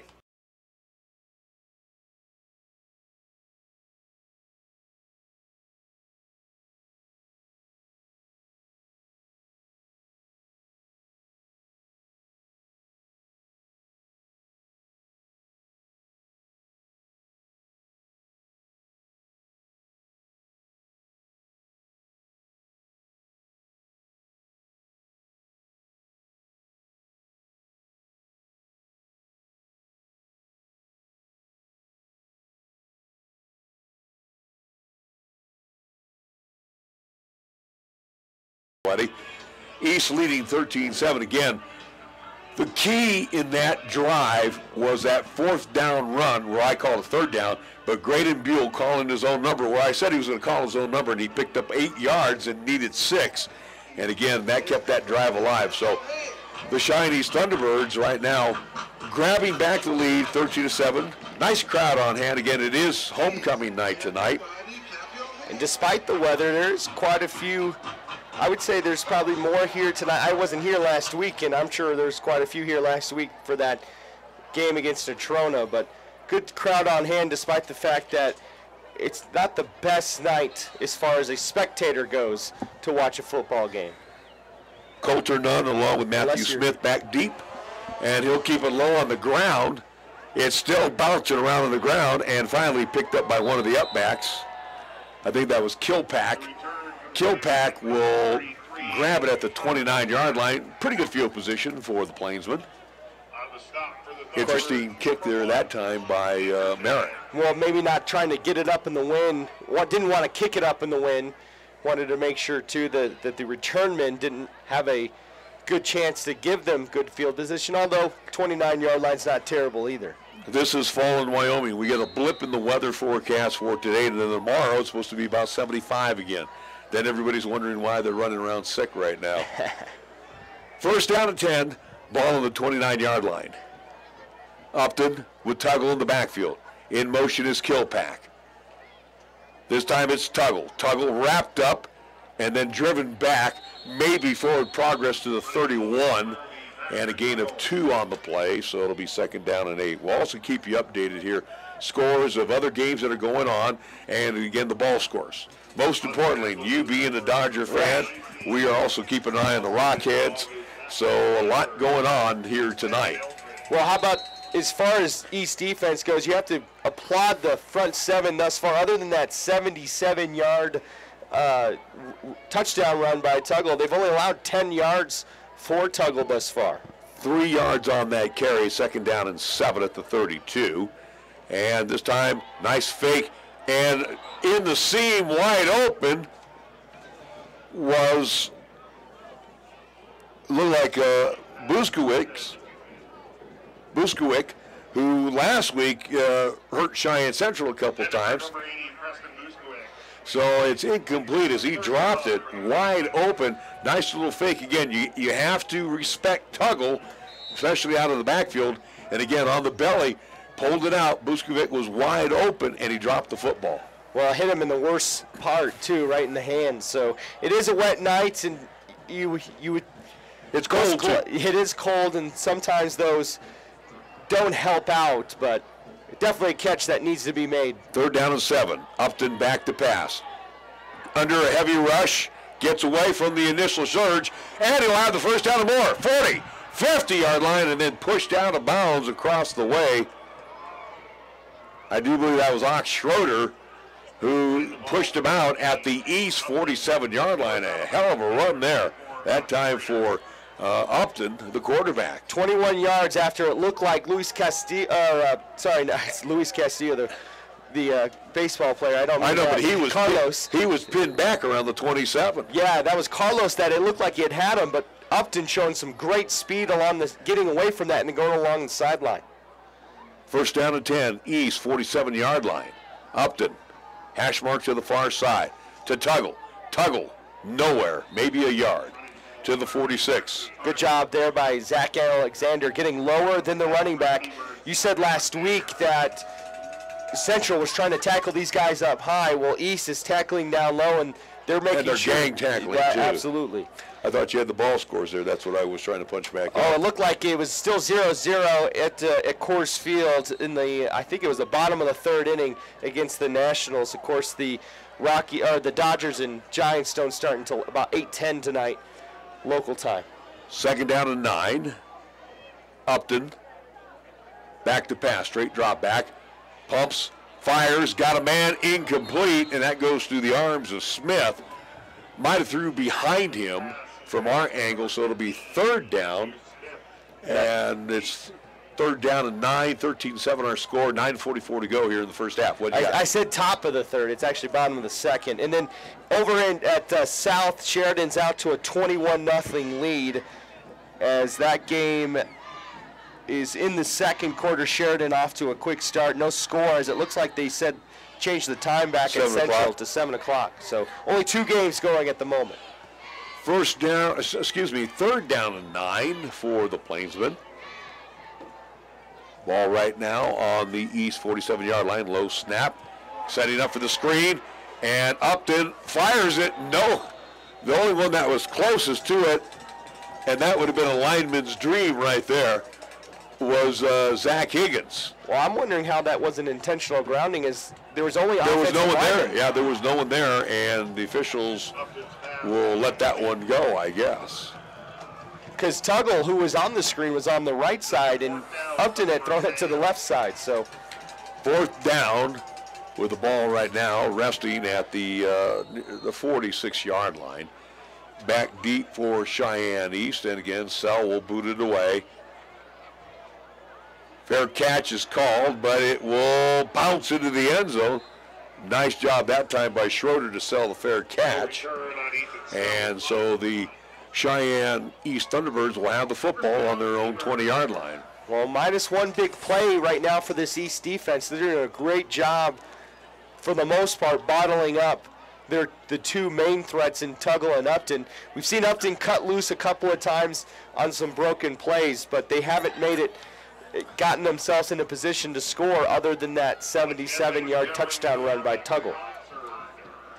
So for the Cheyenne East Thunderbirds, they're huddled up on the sidelines, and the official says, you guys might want to come out. Yeah. We do have the clock ticking on you right now. So we're not going to get extra time with the weather. Buell, along with Anderton in the backfield, out of the gun, trips to the near side. Back to pass. Pump fake by Buell. Buell fires incomplete. And I don't know who he was looking for. Somebody broke the pattern, and Buell threw right down to the turf. Well, I don't know if Merritt stopped his route or if Muchmore was supposed to come back, as Muchmore was running a fly, or it looked like kind of a stop and go. But yes, a miscommunication there, and for Buell, that's now hasn't completed, or he's thrown 4 of the last 5 is incomplete after starting 5 of 5. 2nd down and 10 for the T-Birds. Anderton will move from right to left. High snap. Buell pulls it down. Nice job by Grady Buell just to get back to the original line of scrimmage. Boy, that snap was high. He's about, 6 foot, and that thing went about 7'2". Yeah, he did a good job, because that thing could have been really disastrous, because that had some speed on it, too. That could have skipped all the way back to the end zone with where they're at in the field. Miller will come in for Muchmore as he will bring in the play. 3rd down for the T-Birds on a very lackluster possession, as the T-Birds will send Miller to the near side along with a Lukow, Merritt, and Michael on top. 3rd down 10. Buell out of the gun. Fakes the handoff. Back to pass. Has time now. Flushed out. Rolls to his left. Got a man. That's Lukow. 1st down yardage and more. Lukow was just floating around, and he'll make the grab at the marker, and then we'll take it a couple extra yards. Let's see where he officially was knocked out. It looks like at the 32-yard line, so 1st down and 10. Nice job that time by Lukow. He was kind of your floater in that pattern. Well, and he almost dropped it. He almost started running before he caught it, and luckily for him, he did a good job making sure to stay patient, making sure he had it in, and then did the rest after he secured the football. 1st down and 10, T-Birds. Hand off to Anderton. Anderton to the 35, the 40. Midfield, 45-yard line. Christian Anderton all the way to the Laramie 45-yard line.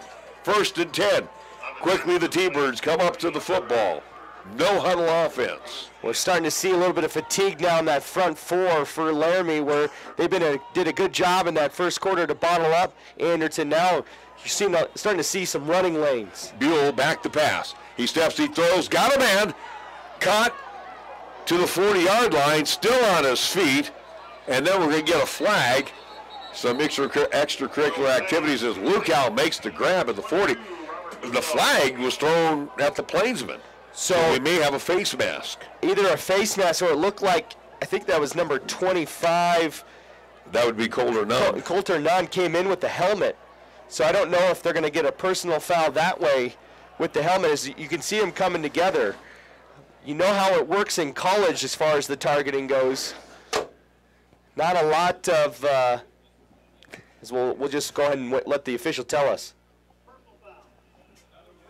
Targeting, absolutely right. This is going to be a major. So as I look over to my son, Nick, a little cold for you? That's a little cold as we shut the window on you. Oh, we got to have the window open now. It's too cold. It's now 4 penalties and 40 yards. First down for the T-Birds. It will be on the 25-yard line of the Plainsman after the 15-yard mark-off. Buell with Anderton be to his right.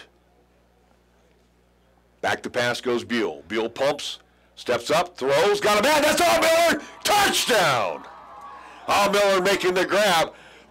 Matter of fact, I liked how Buell popped the football a couple of times, waited for Miller to get open. He does, makes the grab at the 2, takes it the rest of the way. Touchdown. East up 19-7. East will go for 2.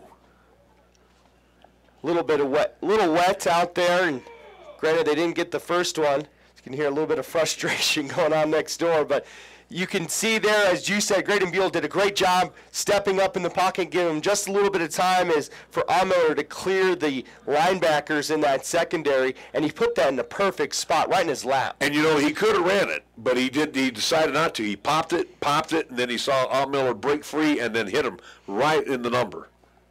Not numbers, number. Yeah. So East will go for the 2. Anderson lines up to the right side. Buell,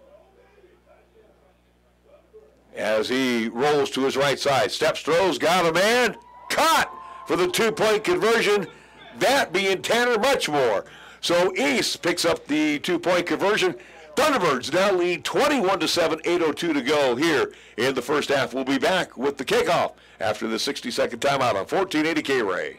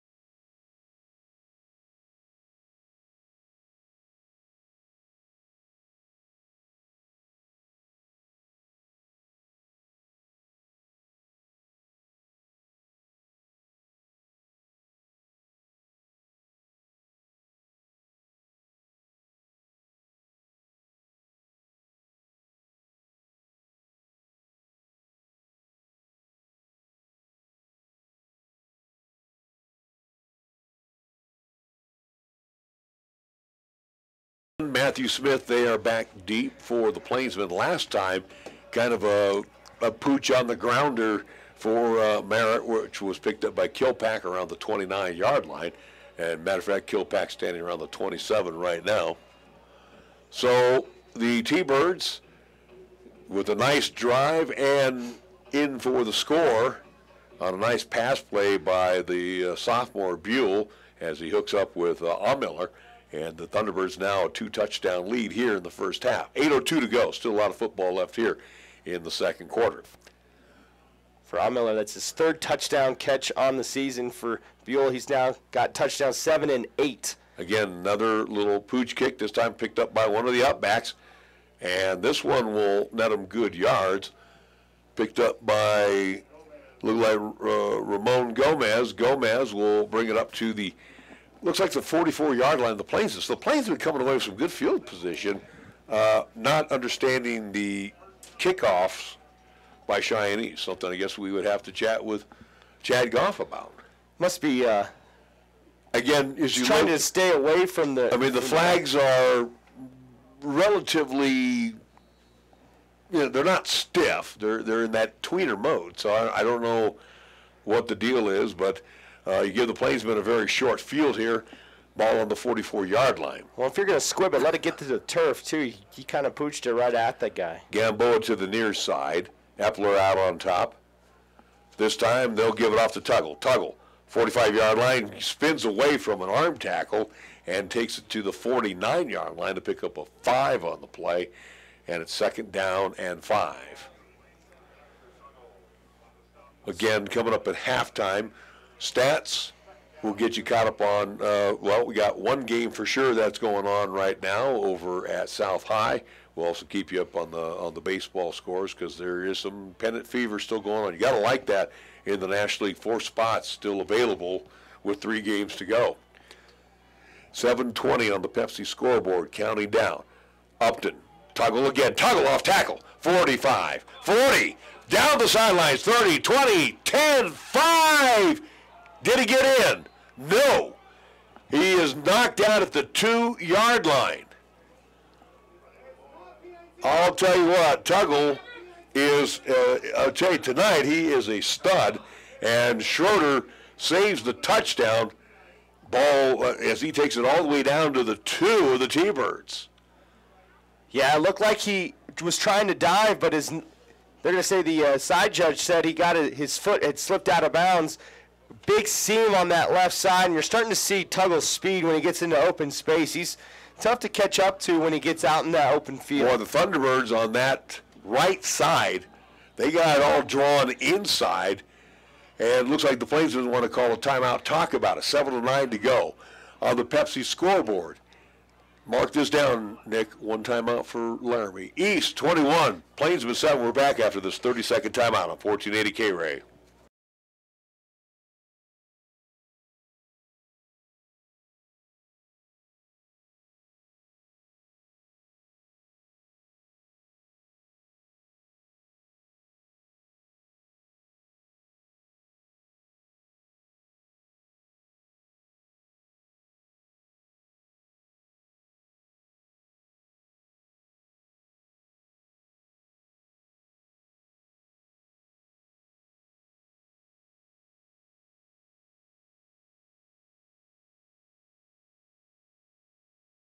With Chris Polton, we should be in the infirmary, but we're out here calling the football game tonight. Nick Proetti to our right, who's like not breathing at all because he doesn't want to suck in all the germs that we're passing along here. Waiting for him to go out and get a mask of some kind. You know, it really, and that's what I recommend people that come into my office from now on, wear a damn mask. Quit bringing in your germs. All right, 1st down and goal for the Plainsmen. 2-yard line of the T-Birds. Nunn along with Tuggle in the backfield. Upton will call his own number. Drives forward. Did he cross the? No, he did not cross the plane. He is about the half-yard line as he was kind of feeling his way through. Again, they're attacking on that left side, so they're going over, again, the big guy over there on this left side, Webb and Zapata. And right now they are getting big dividends going over there. Yeah, the left side's starting to have some success against the front 7. We saw it in the run by Tuggle to set this up here, and we saw it in the first quarter. It was Tuggle going off the left side and for his 77-yard touchdown run. As you can see the football, it is like near the line. 2nd down and goal. Upton to Tuggle. Tuggle tripped on the backfield, dropped. Who busted through there? Landon Eldridge, great job busting through the seam for a loss of 2. So that will drop Tuggle back near the 3. So it's 3rd down and goal. My biggest beef when you're in a goal line situation is the shotgun. You're giving that defense just that extra instant, that extra second to get upfield as opposed to just lining up under center, either running a QB sneak when you're that close or getting the ball and getting it to your to your running back as soon as possible. And also, too, you can stack the box right now. And that's what the T-Birds are doing to a certain degree. It is 3rd down and goal. Upton again, out of the gun. Calls his own number. Down he goes for a loss. Upton back to the 6-yard line. Holy cow. Zach Valerio, one of the tacklers for Cheyenne, he sits 4th down. Well, now what do you call here if you're Coach Reed? You've tried to go to your bread and butter the last 2 times, and East has been all over it. I'd go for 3. I would go for 3. Tangeman, he's got the foot to put it through there. You got the wind behind you. I wouldn't take a chance here. You know, they may score, may prove me wrong, but what if they come up with nothing? Well, especially with the fact that East has more than enough time to add on, and East gets the ball in the second half. 4th down and goal at the 6. Upton. Low snap. Rolls to his right. Rolling, steps up, throws, and Epler can't come down with it. Incomplete. East will take the football over and downs. Mark that down at the 4:37 mark. I said go for the field goal. I think they should have took the points. Well, anytime you're down there, you definitely don't want to go 4 straight downs. Having it at the 2-yard line, they had 3 downs to score from the 1-yard line, but you got to tip your cap to this East defense. They've struggled through really the first 4 weeks, maybe got some identity last week against Natrona County, but here against Laramie, 1st and goal from the 2, and they even back Laramie up a little bit, and now they have a chance to really put a stranglehold on this first half. 1st down and 10, T-Birds on their own 6-yard line. Buell pitches it over to Anderson. Anderson wrapped up in. He will be dropped for a loss. Good job that time on the defensive side. I do believe that might have been, I want to say it was Chris Zapata. So it will drop Anderson back to the 3-yard loss. 2nd down to 13. Again, Anderson's been doing a great job, and same with Buell, going through the gut of the defense. So not sure why when your back's against the wall, why you're trying to beat them to the outside. Just go with what's working. Miller will split out on top. Buell about 3 yards deep in the end zone. In motion is Merritt. Buell calls his own number, and Buell to the 4. And that's it, as he ran into one of his linemen. Matter of fact, he ran into Zastapool. So he ran into his own center. With 3:35 and winding down, the T-Birds with the ball just shy of the 5-yard line. 3rd down, they need to get up to the 17. Well, if I see it right over there, looks like the 16, 3rd down and 11. Well, and we'll see how aggressive they go with the play call here. Do they go more conservative with their backs against the wall inside the 5-yard line, or they try to, again, trying to keep their foot down on the Plainsman neck? Buell trying to kick off a little bit of cobwebs on his knee. He'll call a timeout, and probably a good timeout for the T-Birds here.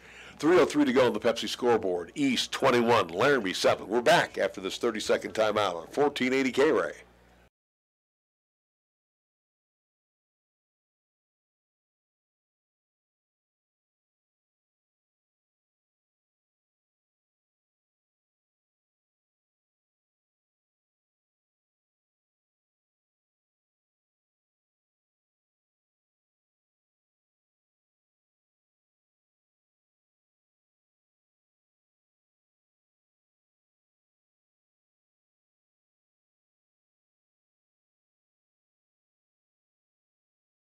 Back to the Okie Blanchard Sports Complex as the East High Thunderbirds face with a 3rd down and long as they're in their own backyard near the 5-yard line.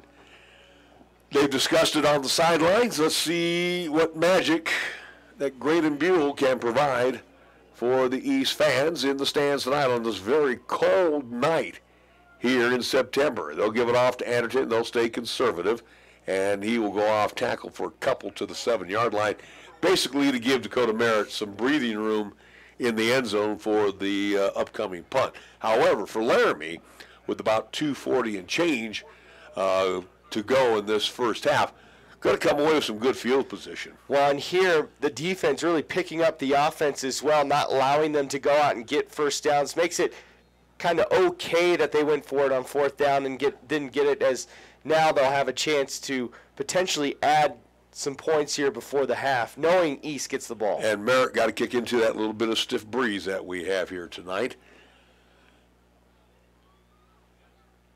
Snap is back. Merritt drops it in the end zone. And now he's off to the races, to the 10. And he'll be driven down short of the first down at the 14.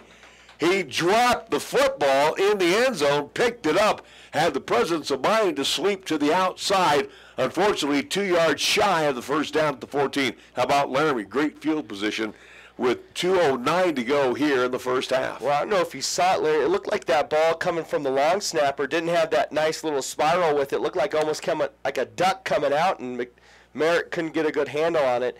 And I'll tell you what, Dakota Merritt was pretty dang close getting that first down. Luckily for Laramie, the player on that right side was able to see the muff punt and stayed home. And sealed them off from getting that first down. Upton, first down and 10. To Tuggle. Tuggle tried to go up the middle that time, tried to go behind, looked like Kruzic's and Eubanks. He will get down to, it looks like they haven't spotted it yet, I want to say the 12. So they'll give him a couple on the play, and it'll be second down and 8. Ball right now at the 12-yard line of the T-Birds. Both teams still with 2 timeouts here. So we are about under 140 the second quarter. Pepsi scoreboard winding down here in the first half. Upton again out of the gun, Tuggle to his left. Back to pass goes Upton. He steps, he throws in and out of the hands, trying to hook up near the end zone, well, I should say around the 5, that is, with Epler, and that is incomplete. These were passes that were being caught last week against Cheyenne Central. Well, we've seen 2 outright drops. Epler, the one in the end zone, that could have been tougher. The defensive back was right on him, but we've seen 2 different players now, Busquick and Epler, catch balls or drop balls that are very catchable. And for Upton, that's now 6 straight incompletions after starting 2 of 2. Third down, ball will be on the hash mark to the far side. Upton will send Kilpack. Also out there is Flores. And Upton rolls to his right side, calls his own number, breaks 1 tackle, down to the 10, the 5, he's in. Touchdown. Had to wait for the signal. 2 tacklers by Cheyenne East tried to grab at Upton. You can't do that. Well, and they're all diving at his ankles. Epler, a taller, more athletic quarterback for Laramie, just really steps out of the tackles. We said you want to tackle him low, but you don't want to just dive it and give yourself up at his ankles. He's going to get around that pretty easily. So Jason Upton with the 12-yard touchdown. Tangeman to attempt the PAT. Placement is down. Kick is through the uprights and good. 12-14. $1:22 to go in the first half. We're back after this 30-second timeout on 1480 KRAE.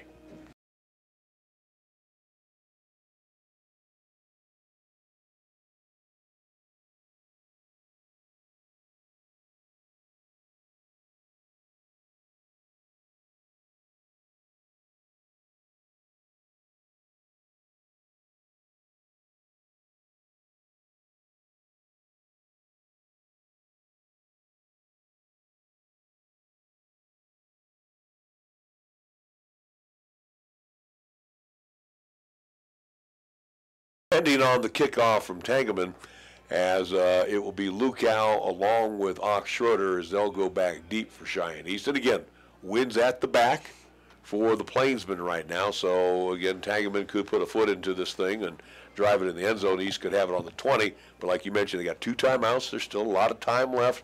Or do they want to just go conservative and take it in the locker room with a 21-14 halftime advantage? Don't know. Well, like you know, you don't want to give them the momentum into the locker room. Exactly, and really you're kind of going for that 2-for-1. You know, in basketball, when there is a shot clock, there's about 40 seconds left, and you know you have a 30-second shot clock. You're going to try to run a quick play to give yourself a 2-for-1, 2 possessions. Here in football, it's kind of the same thing. You're going to get the ball at half. You can afford to be a little bit aggressive here and try to add some points on the board. Ball into the end zone as it drives Lukow back. And or was that Schroeder that drove Schroeder back into the end zone? So East will have the football on the 20-yard line. No, it was Lukow. The 22 and 24s look about the same here with those powder blues and black numerals for Cheyenne East. All right, so the T-Birds huddle up on the side. Question is, they still have a lot of time. 82 seconds to go here in the first half, leading by a touchdown. I don't know if you take one or two shots at it and then... I think your first two plays can really dictate. And one thing I would like to see them do is get Anderton back going in the middle. So if you're going to run the ball, run it through the teeth. They spread them out so much, you have the numbers inside. Trips to the near side. Buell rolls to his right. He steps, he throws. He's got a man much more, makes the grab, and pushed out at the 27-yard line. Nice grab by Tanner Muchmore. And the Cheyenne Thunderbirds picking up 7 and only using 5 seconds off the clock. Nice job that time. Check it actually at 8 yards as they'll mark it at the 28. I got to redo my math here. Well, 8 yards. So Miller will split out on top. To the near side is Michaeli. Buell operates out of the gun to Anderton. Anderton, first down and more. 40-yard line and drives to the 43. How about that? Big run and a nice saving tackler. You got to tip your cap to Brady Epler. I mean, he put his helmet down and grabbed for that ankle and tripped him up.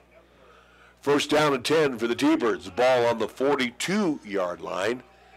Again, going right through the teeth of the defense. They've had a lot of success, especially late in the first quarter and early in the second. Back to pass. Buell. Man, the grab is made by Michaeli at the 47-yard line. T-Birds quickly up to the football after the short gain. 5 yards on that pass reception. Under a minute to go. 2 timeouts left. Buell directs Anderton to his left. Out of the gun. Hand off to Anderton. Anderton off tackle and makes his way forward to midfield. And the T-Birds may call a timeout, which they do with 41 seconds to go. East will call a timeout. 3rd down and short. 3rd and 2 when we come back. We're back after this 30-second timeout on 1480 KRAE.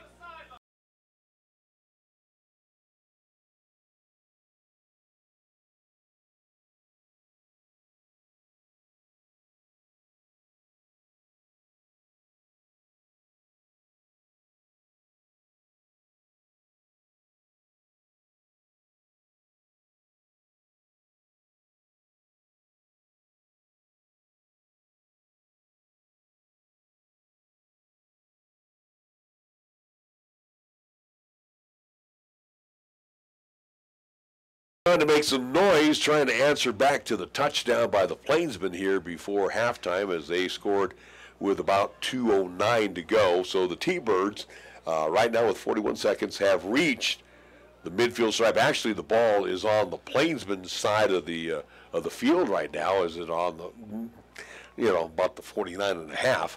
So first down and 10. Buell will operate out of the gun. Fakes the handoff to Anderton. Rolls to his left. Still rolling. He'll be on the run, and he will step out of bounds. Nice job by Buell. Buell will go to the 43-yard line and pick up, we'll give him 7. Let's see where they officially spot it now. It looks like they're going to mark it back at the 44. 6 yards on the gainer. Ran off 7 seconds on that run. Gamboa had him, but like Upton, Gamboa goes on the pump fake by, like Upton, Buell pump fakes, gets Gamboa up in the air and gets around him to get that big 3rd down conversion. So for the T-Birds, 2nd down. Well, actually it'd be 1st down now as Buell got the 1st down. 1st and 10 with the ball at the 44. Buell rolls to his right. Has time, plenty of time. Steps, throws. He's got a man. He's got Miller. Miller breaks one tackle, 30-yard line. Inside, and a flag, late flag comes in at the 28. Hold everything. We'll see what the flag is for, and I don't know if the T-Birds are going to have to back up on, it's going to be against Cheyenne East. So, Miller takes the ball to the 28. The flag's at the 30. As you can hear it, a block in the back. So they will move the football back to the 38-yard line. Now they should give them it's either a replay of the down, so it should be first and short here. And that's what we're looking at across the way. It looks like the down marker says first and short. Now it says first and 10. First and 10. They got the first down, then the penalty came after. Hold everything. The yard markers were not in place as the East High Thunderbirds were ready to run the play.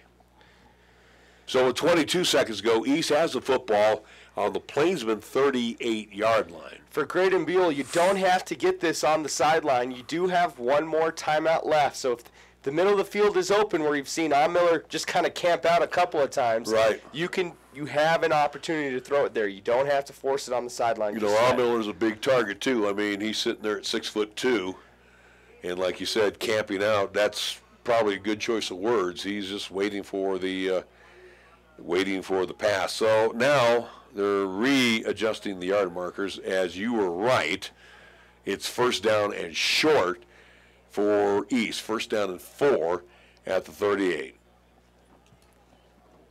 Buell once again out of the gun. Fakes the handoff.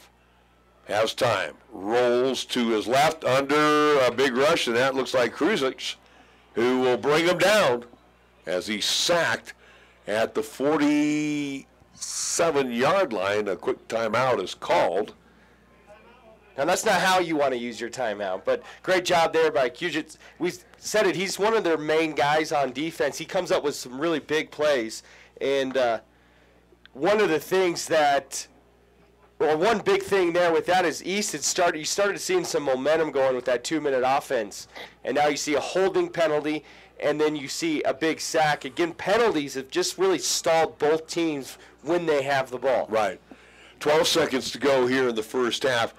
East holding on to a 21-14 lead. Again, only one of 2 games that kicked off in the 7 o'clock hour. Every team has kicked off now, as we are at about 7:15 for this. Did I say at 6 o'clock hour? I'm sorry. 2 teams kicking off in the 6 o'clock hour, and again, everybody else kicking off in the 7 o'clock hour. So we will get you updated. We got a lengthy halftime, so we should be able to at least get you through quarter 1 of most of the games that kicked off in the 7 o'clock hour. For the T-Birds, second down and long. And they'll just hand it off to Anderson. Anderson breaks the tackle, 40-yard line, down to the 39-yard line with 5 ticks to go. East comes up to the football quickly, 2-1, and they will not get the playoff.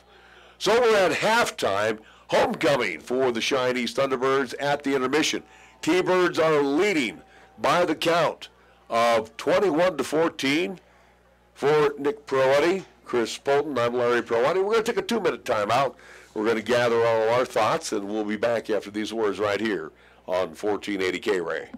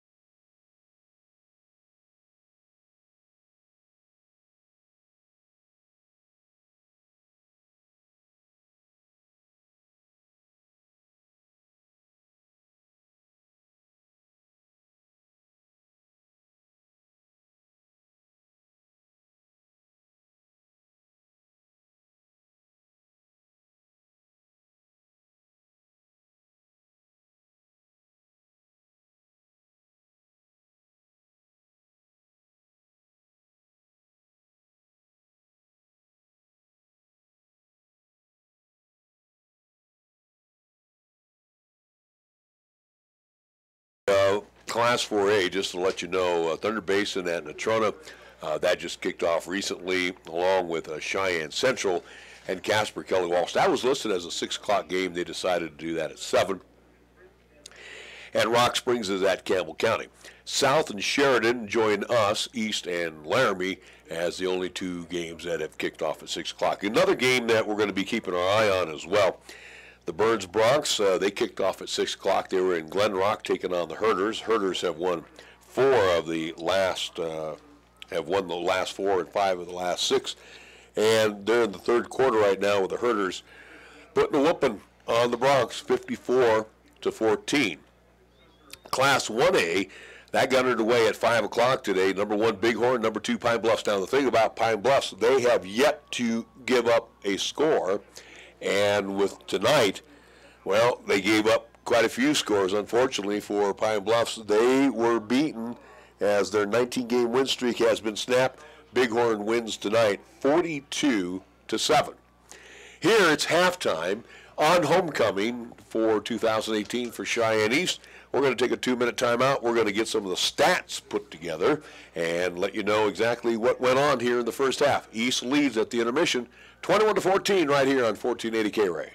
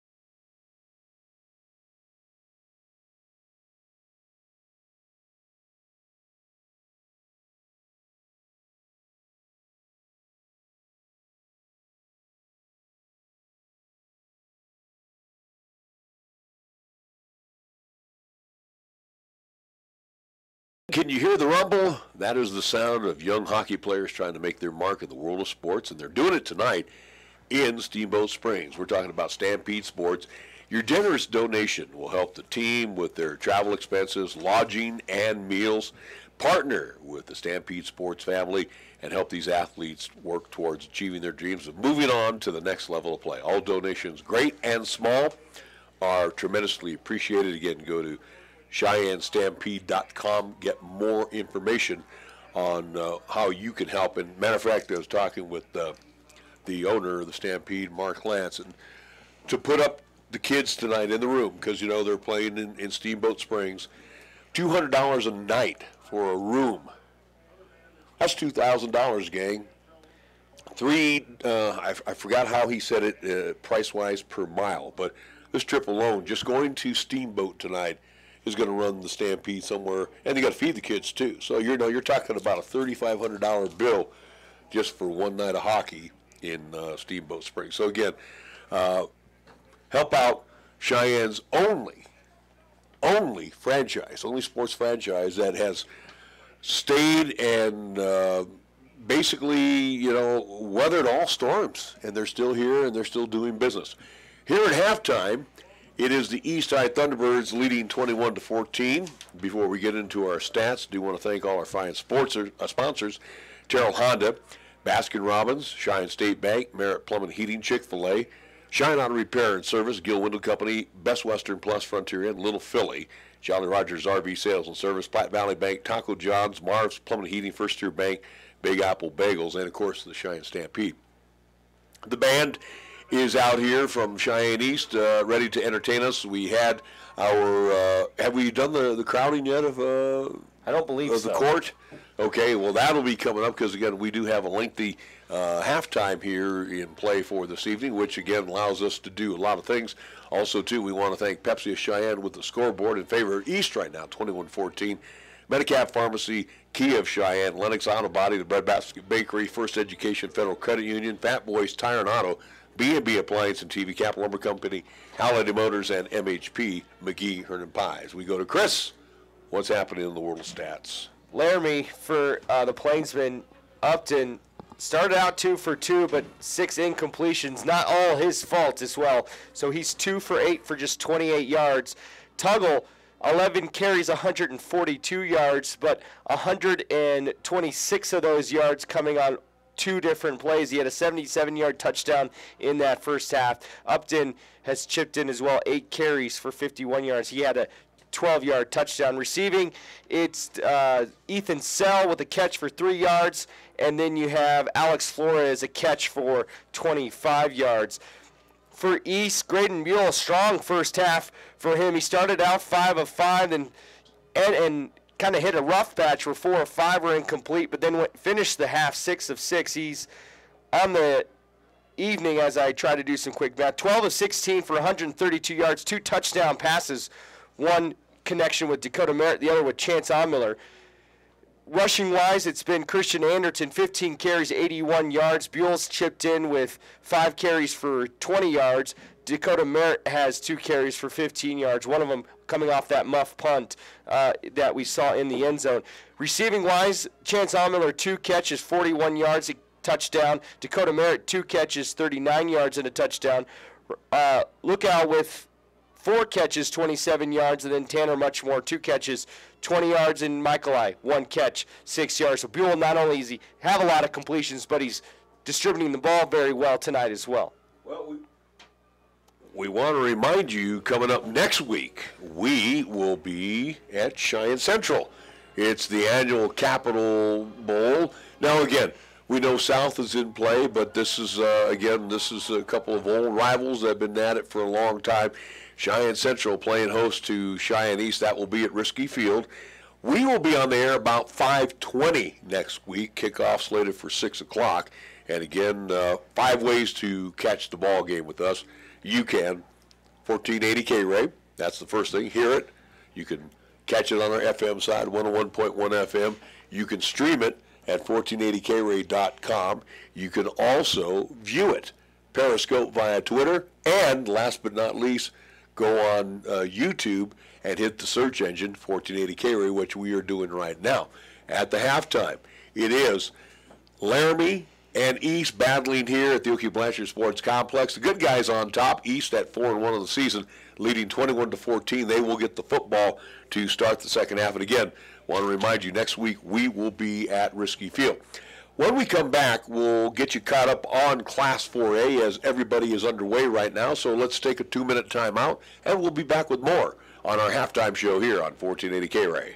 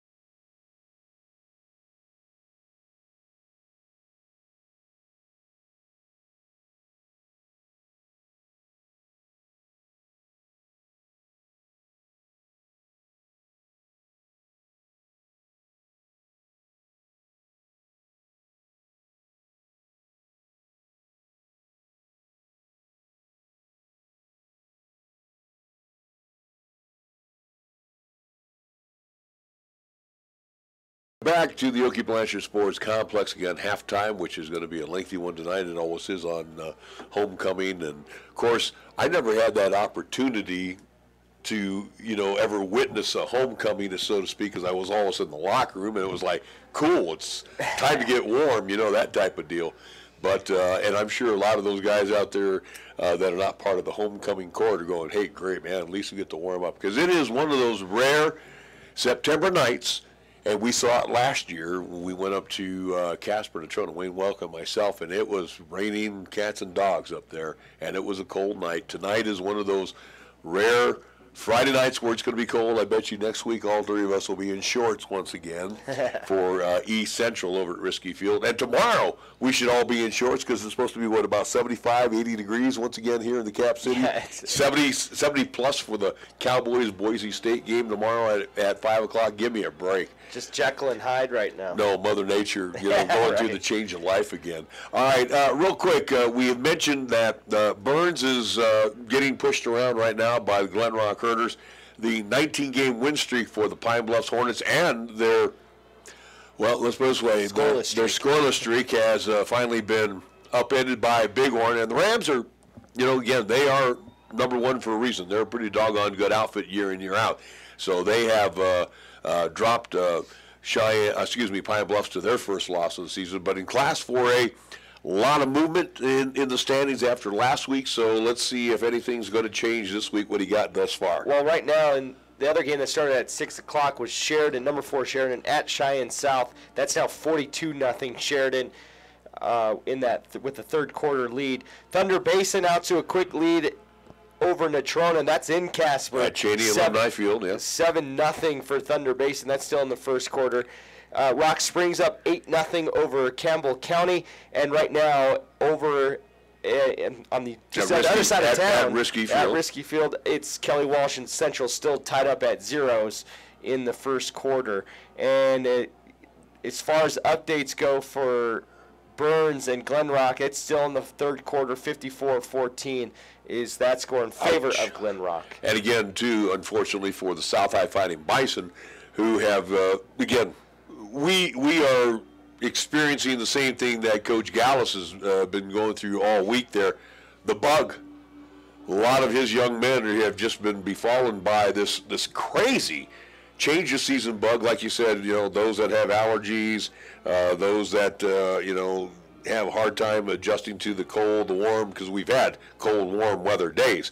So again, there is not the flu going around, but it's I guess we call it crud. Yeah. The crud is going around, and it's not just happening here in our booth. It's been happening out at Cheyenne South, so they have been hit by that bug as well. I know the quarterback, Kate Burns, was also a little gimped up from the win last week at Rock Springs, but things not going well for them right now, and they're getting close, and they're actually in danger now of getting to a running clock against the Sheridan Broncs. Take a timeout. We'll come back. We'll get you updated. Major League Baseball, 4 playoff spots. Well, let's put it this way. There's, 4 playoff spots, and how many teams vying for it? Well, there's just 4 now because St. Louis, if the Rockies win, they clinch at least a wild card spot. The Dodgers win, St. Louis's magic number goes down to 1 because the Cardinals have now lost 4 in a row. Let's put it this way. You got the Cubs, you got the Brewers, you got the Rocks, you've got the Dodgers, and you got the Redbirds. 5 teams vying for 4 playoff spots. We'll be back, and we'll get you updated from the ballparks after this 2-minute timeout on 1480 KRAE.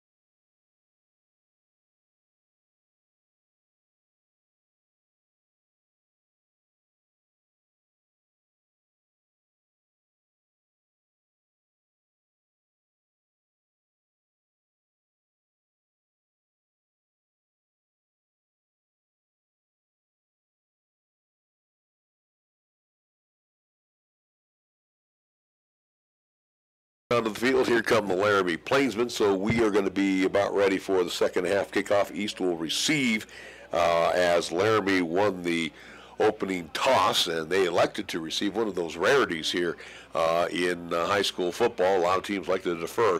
As a matter of fact, you see that even in college as well.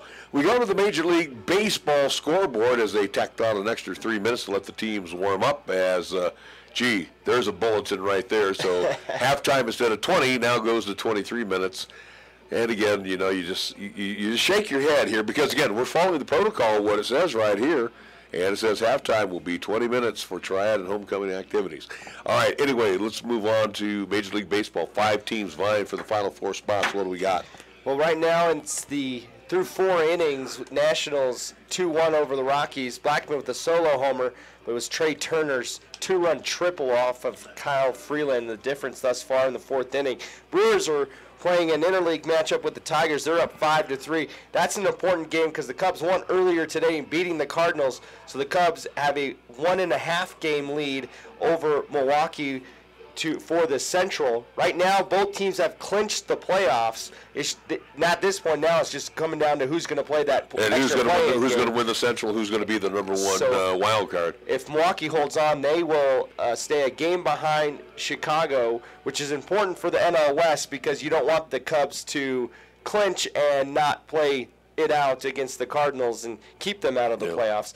And again, the Cubs beat the Cardinals earlier today, 8-4. Dodgers and Rockies, Dodgers and Giants, they'll get underway from AT&T. That's Bumgarner and Hyun-Jin Ryu. That'll be an 8-10 first pitch out there in San Francisco. I'm glad they got their best stick on the lineup tonight, Matt. Yeah, Bochy made sure of it, knowing that with the Dodgers being in a tight race, they would love nothing more than to be the reason why the Dodgers. How do you feel about the Dodgers being hated by just about everybody in the National League? You hate us because you ain't us. Well, you know what, I know the Dodgers are going to get in, and I have a feeling the Rockies are going to get in as well. Cardinals are going to be the ones out. It's just a matter of who's going to win the West and who's going to be the visiting wild card team. And really, I don't know if I really want to go to Milwaukee right now. The Brewers they don't have the pitching. As long as you get to the starting pitching, you're fine. But what I like is that my preseason prediction on the West side, or at least on the National League side, I got everything right, minus the NL East, which I don't think a lot of people picked the Braves to win that. No, nobody. I don't think any of us had the Braves. But one thing, I did have the Brewers in there, though. I know I had the Brewers and I had the Dodgers. So anyway, I don't know if I had the Rockies. I think we had the Giants getting there. Maybe we had 3 teams coming out of the West. Who knows? All right. Anyway, we are going to get ready for the second half as we get a chance now to stand back up as the East High Thunderbirds are back on the field after the lengthy halftime. And again, the Thunderbirds leading 21-14. So with East coming in, they are the number 2 ranked team in Class 4A, being tested tonight by the Plainsmen. The Plainsmen, I think, if anything from last week, got that. They're not a bad outfit, but I don't think they're ready yet to crack into that top 4 of the elite teams in Class 4A. But what gets me about the Plainsmen, this is a group that doesn't read the press clippings. Nope. They don't know that they're not supposed to win. And again, they're 3-2 on the season. Last week there was no way they should have beat Cheyenne Central, and they came away with a 21-19 win. So who knows what's going to happen here in the final 24 minutes. Tangeman has it teed up. Back deep will be Schroeder along with Lukow. High end over end. And Lukow picks it up at the 3 to the 10, 15, 20, 25, 30. Hurls over one would-be tackler and will be dropped at the 34-yard line. I actually thought Lukow was off to the races. Well, he did his Josh Allen impression there, hurtling over a defender going for his ankles, but good job there by the deep safety. I think that was going to be Gamboa that stayed back to make sure Lukow wouldn't be off to the races after he dodged the one. Lukow has to hurdle over Devil's Tower. There's no way. If you want to beat Josh Allen, it's Devil's Tower. First down and 10 for the T-Birds. Ball at the 34-yard line. Good field position as they open up quarter number 3 again, going left to right across your radio dial. So basically going north-south on this football field. It's all-weather turf in motion. is Merritt, and quickly a whistle before we get things underway, and a procedure call against the Cheyenne Thunderbirds. Not the way you want to come out of the locker room. And we saw, Nick will nod his head and agree with me. I know he's not on camera, but we saw this last week, Nick, where Cheyenne Central came out in the second half, and they did the same thing. They just shot themselves in the foot, time in, time out. One thing we didn't mention in the halftime stats was Laramie had 4 penalties for 40 yards. East, now that's 4 penalties for 20 yards. First down and 15 with the ball marked back to the 29-yard line.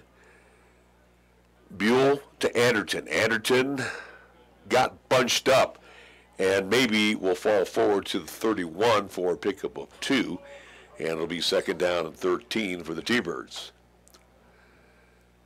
Anderton now with 16 carries so far. He's going to get himself probably 25-plus touches here tonight. Split to the near side are Michaeli along with Merritt. Out on top is Miller. Now in motion is Merritt. And they'll give it off to Anderton. Anderton breaks free. 40-yard line. Driving forward. Nice job by Christian Anderton to the 46-yard line.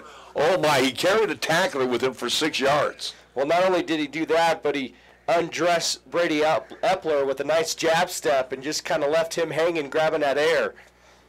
First down and 10, T-Birds at the 46-yard line, their own 46. Graydon Buell, the sophomore quarterback, out of the gun. Flares one out to Dakota Merritt. Merritt, along the sideline, skips out around the 50, and we'll see if he got into Plainsman territory. Just a little flare, they'll say to the 49, and we'll give him 3, so it'll be second down and 7. Seen Merritt a couple of times now on that swing pass. Laramie's done a good job getting containment and limiting the yardage gain there by Merritt. Hash mark to the near side for the T-Birds. Stoppage of play right now. We don't know what's going on. Now we're ready to get things going. Buell barks out the signals. Has Merritt in motion on the fly sweep. Merritt trying to get around and will be driven out. Maybe we'll lose a yard this time. Back, actually I'll say 2 to the 47. Sound like a broken record here, but once again Laramie did a good job not allowing Merritt to get outside the coverage. Yeah, they strung them out. Ethan Sell and Buskowick on that outside doing a good job keeping Merritt, not giving him any space at all outside the numbers. Third down and 9 for the T-Birds. Buell back to pass, has time, steps up, hits as he throws the football, got a man. Merritt can't catch up with it, and it'll be fourth down. Ball resting right now at the T-Bird 47-yard line, and, you know, I don't think this is one place you want to gamble, so Merritt will drop back in deep pump formation for the Cheyenne Thunderbirds. Dropping back will be Coulter Nunn. He will retreat back to around his 15-yard line. Well, I think if Dakota gets his head around just a little bit sooner, granted Buell was hit as he threw it, but that ball was up there long enough for Merritt to make a play, but I just don't think he found the football in time. Merritt stands back around his 35-yard line. Snap is back.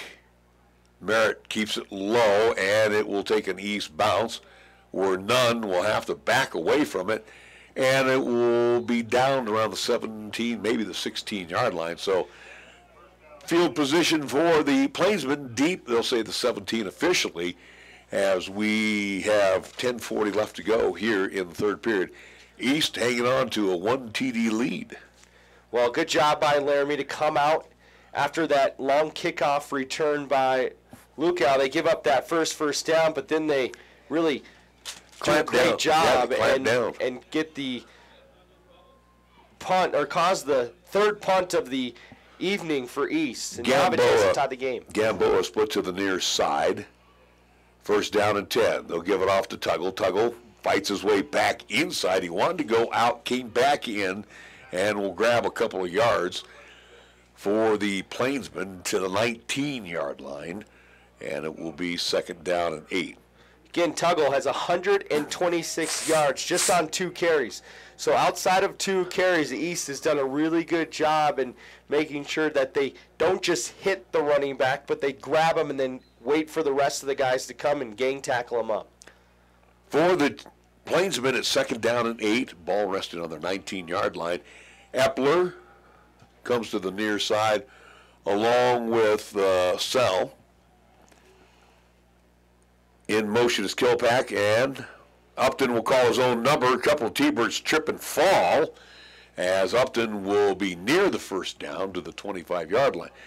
Well, I'll tell you what, it's more of the jukes that Upton provides in the backfield that basically puts the T-Birds on their wallet. Well, yeah, so that was Brendan Dicing that was back there, able to look like he was going to be in a good spot to make a tackle.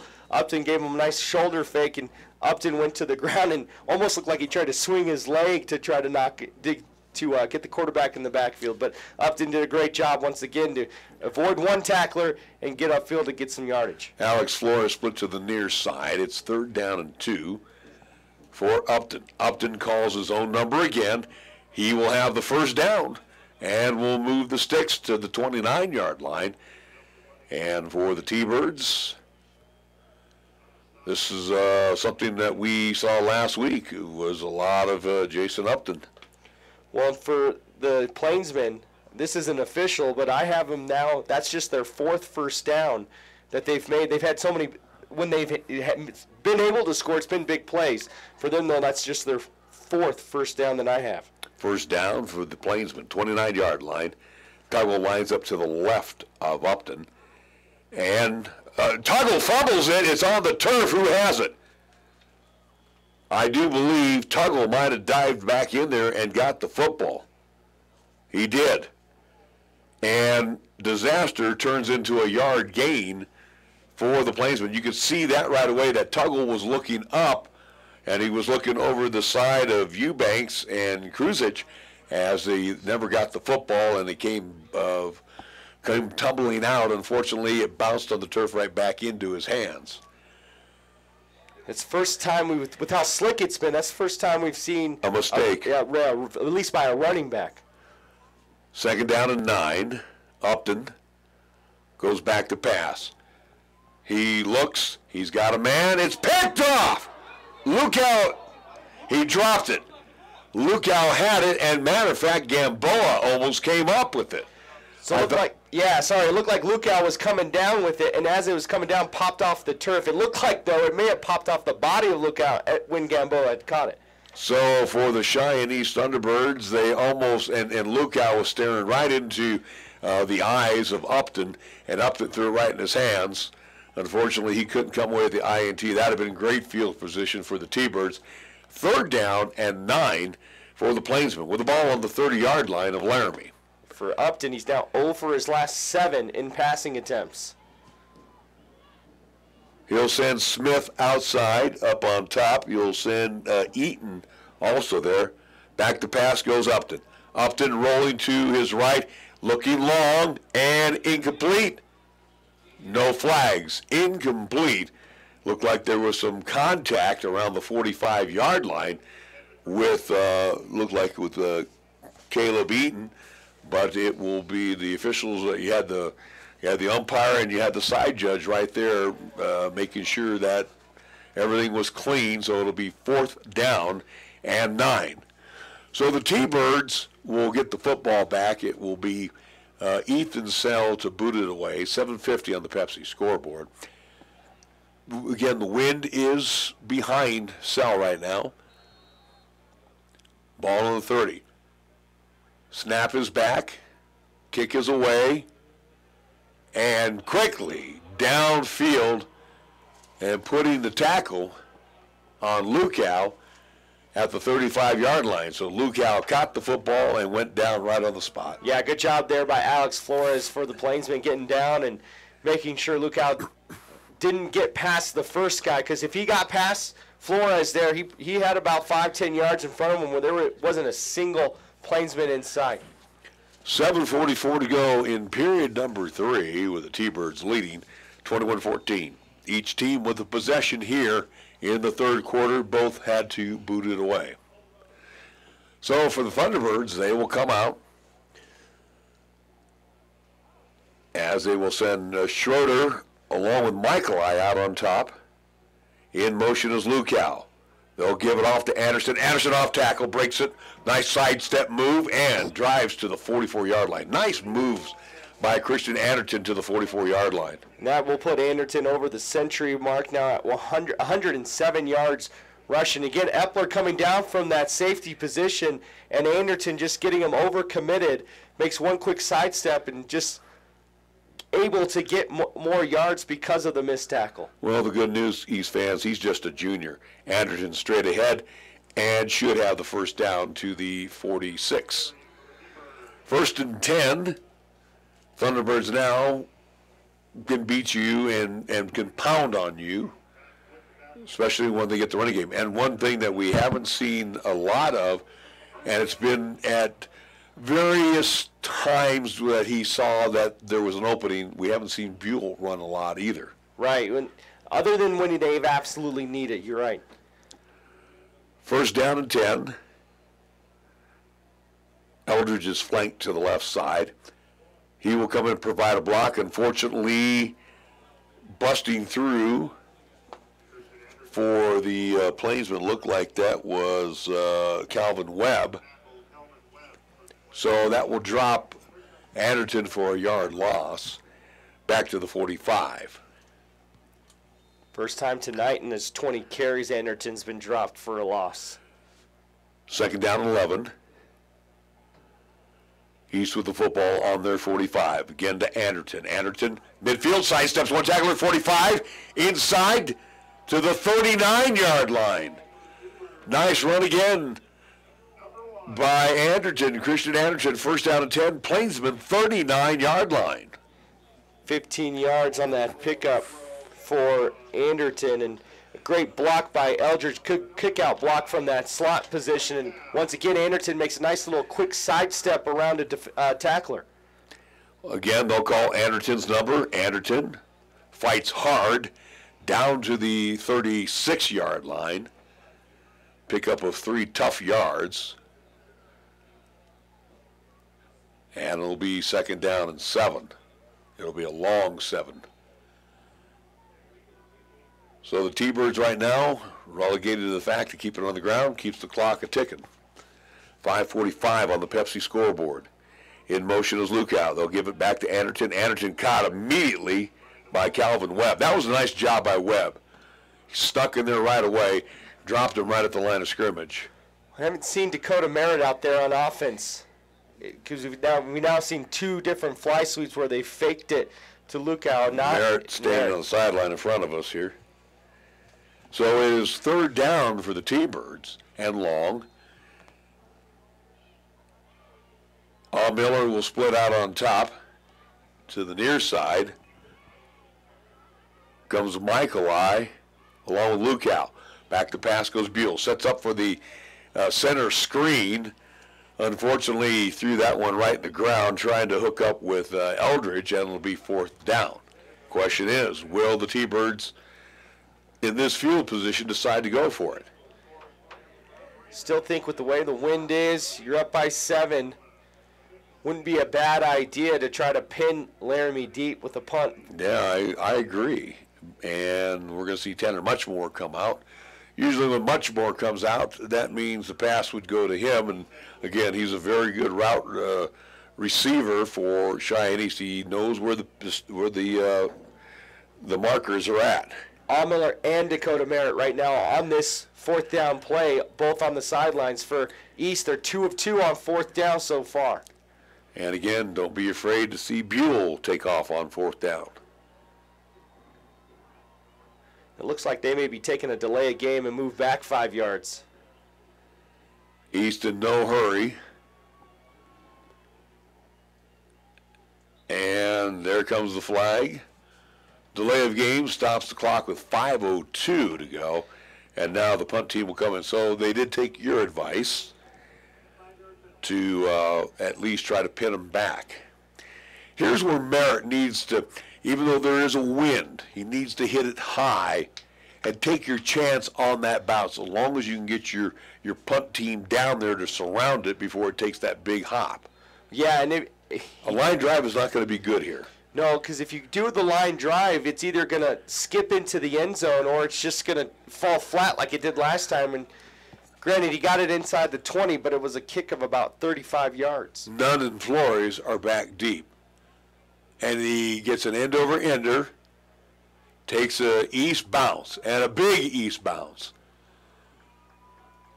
That's going to drop Laramie back to their 5-yard line. So as we sit here, we pretty much called what they should do and how it should end up. We diagrammed it pretty good on the radio for you. So for the Plainsmen, they have the football on their own 5. It's first down and 10. A lot of real estate to cover for these Laramie Plainsmen. Yeah, Dakota, like you said, you wanted Merritt to get it up high and just, kind of hope for that bounce. He got the bounce, and none of the return men and all for Laramie wanted nothing to do with it, despite the fact they had at least one guy right next to it. So for Upton, he stands back at his goal line, first down and 10. And we got a whistle before the play and a flag, and it's going to be marked off against the Plainsmen, half the distance to the goal to the 2.5. So now they'll start off with a first down and 12.5. It looked like Upton went with the hard count because you could see the defense too, especially the linebackers. They were all creeping forward, and unfortunately his hard count was so good he got his own team who knew the call, or the count. So for the Plainsmen, deep in their own backyard, a lot of real estate they got to cover. They'll send Smith to the outside, along with Ramon Gomez. Back to pass, and almost picked off. He almost threw that into the arms of Schroeder. As a matter of fact, Gomez turned into a defender and knocked it away. So it will be second down for the Plainsmen. Yeah, almost hit the wrong receiver there. The blue guy was not the guy he wanted. He did not intend it to go to the blue shirt guy. Right. But, again, credit Alex Gomez, who jumped on top to knock it away. Second down for the Plainsmen, deep in their own territory. Again, you have both Tuggle and Upton about 3 yards deep in the end zone. Upton barks out the signals and will get a 5 free on the hard count. So he'll get back the yardage. Here's the interesting part of this penalty. East will give up 5 instead of half the distance to goal. So now it'll be marked out to the 7.5. They only need to get to the 15-yard line. Yeah, good job there by Upton. That time, his offense did a much better job staying disciplined. As you've seen it now a couple of times with Upton, especially with their backs against the wall, he does give a strong hard count, which out of the shotgun you really can, because for officials they give you a little bit more to you can move the body, or you signal with the arm. So Gomez, along with Smith and Kilpack, trips to the near side on a second down and long call. Bad snap into the end zone. Upton will throw it away. That could be grounding. There was no one near the pass. And there it is, intentional grounding on Upton. Now let's see what happens here. They're going to say he wasn't out of the tackle box, and it's the white hat that called it, so it's the head official. It's the referee who called the grounding. And that's going to be a safety. It's a safety, and the Cheyenne East Thunderbirds will pick up a free 2 points on the safety, 23-14. That is a shame for Upton. He's been fielding most of the bad snaps. That one went right through the wickets. He picked it up, and a huge surge of East T-Bird defenders came in, and he threw it away. You and I both knew right away it was going to be an intentional grounding call, and not realizing the fact that it was going to be a safety. Well, and I was shocked that he got it past the line of scrimmage, because he threw that with a bunch of sharks who were smelling blood coming after him. And for Laramie, if you're going to come to East and try to get an upset, you can't make mistakes, and they're making a lot of mistakes. especially here in this second half. 23-14, that's our score. Thunderbirds with the deuce here in the third period. It was a 2-run homer. That's right. Dodgers used a couple of those off Bumgarner tonight. Now the question is, it looks like they're going to go with Tangeman, who is going to boot it away. Usually you have your punter, but again, as we've seen with their kicker, now correct me if I'm wrong, you could also do an onside. Which is, yeah, you can see East coming well up now as they place it on the turf at the 20-yard line. I think the East Thunderbirds thought they were going to kick off from the 40, didn't realize they had to kick off at the 20. So Tangeman will try to put a foot into it. Back deep is Schroeder along with Lukow. Should come away with good field position.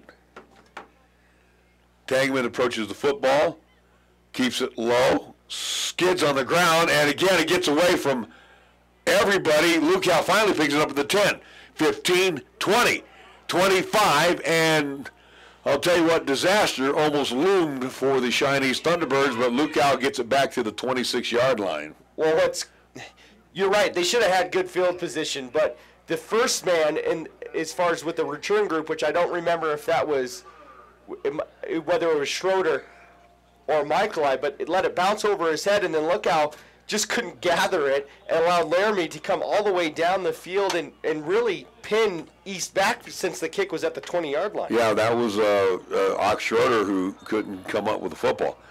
So for the T-Birds at the 26-yard line, they're 26. First down and 10, Buell with Anderton off to his right. And he'll call Anderton's number straight ahead, pushes the pile forward to the 30, maybe 31-yard line. So let's see, we'll give him 5 on the play.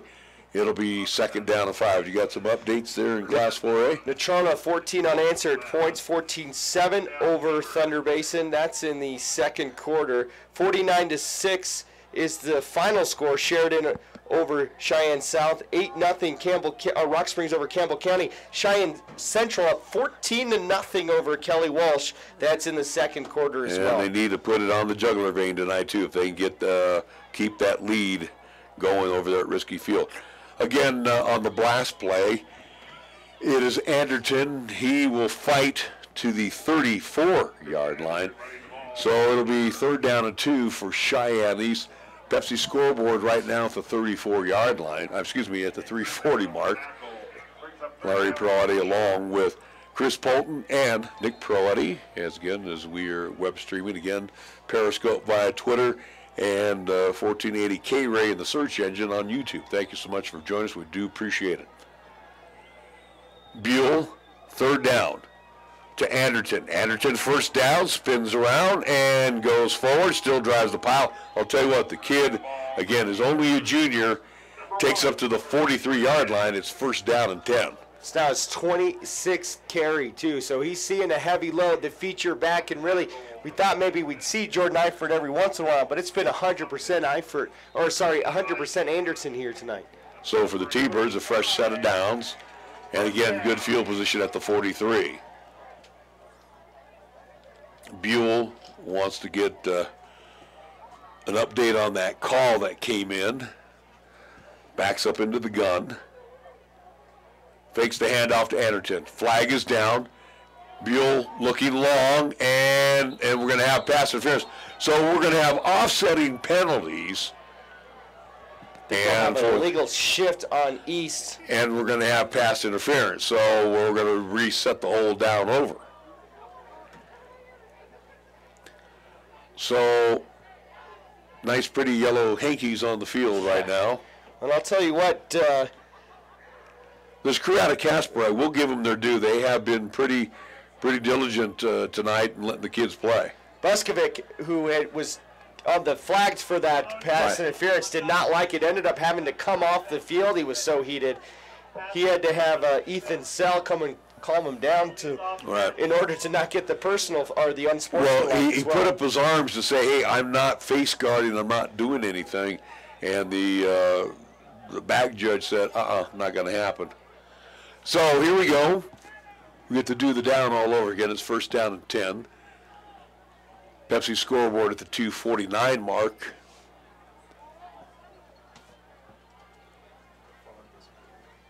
As Buell in the gun. Anderton off to his right. This time it'll be Buell calling his own number. 45, midfield, and another flag comes down late. Usually when that flag comes down, it's holding.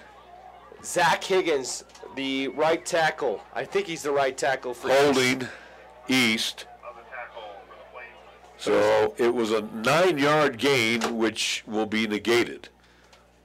Still, he wasn't the one called for the hold, but he laid out the defensive end. I believe that was number 77, Akil Ebanks.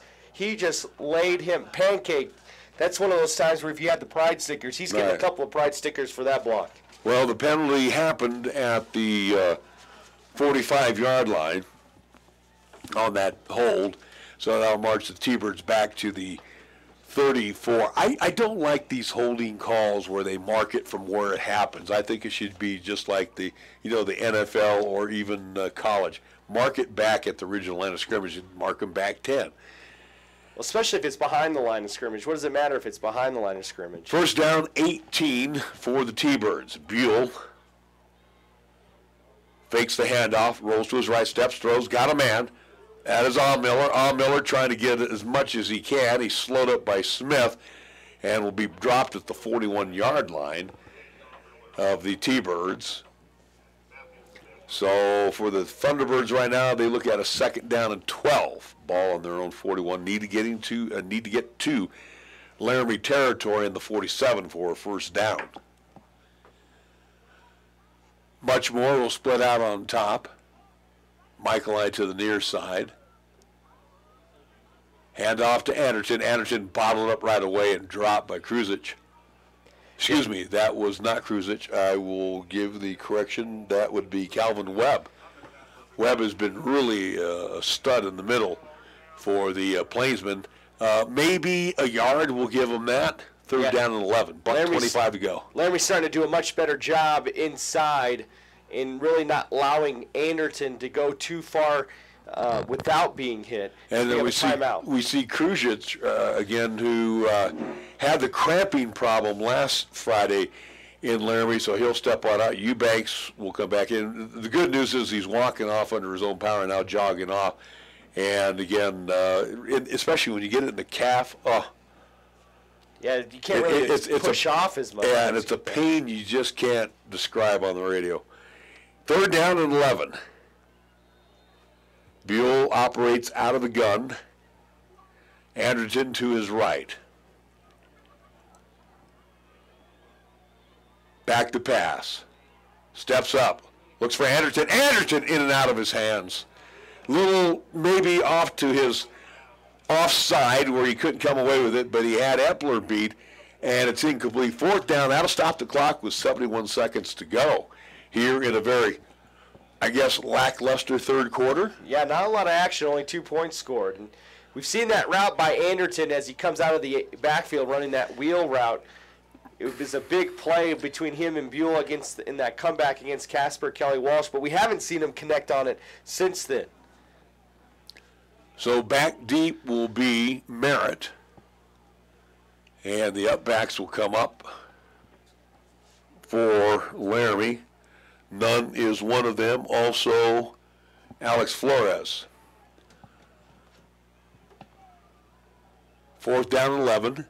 High snap. Merritt boots it away. Again, kind of a knuckleball and caught. And down at the, it looks like Eifert downs it at the 26-yard line of the Plainsmen. That's a nice catch, though, by Eifert. It's an end-over-end kick, and he catches it over his shoulder. Well, making sure that none of the Plainsmen get a chance to touch the football. So I think that's a very good play by the T-Birds there, and Eifert got down in a hurry. Well, especially because the football didn't have top spin. It had back spin. Yeah. And so that very well, if that hits wrong, that's bouncing in the way you don't want it to if you're Cheyenne East. Plainsmen will come to the line of scrimmage, first down and 10. Ball on the 26-yard line. Upton, long count. Fakes the handoff, got a man. Caught at the 40-yard line, and down to the 40-yard line is Roman Gomez. That ends a streak of 9 incompletions in a row. We'll say the 41, so give him 15 on the pass play, under a minute to play.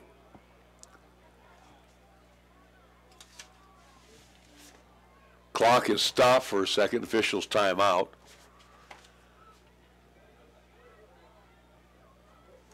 So again, hitting Gomez in the seam.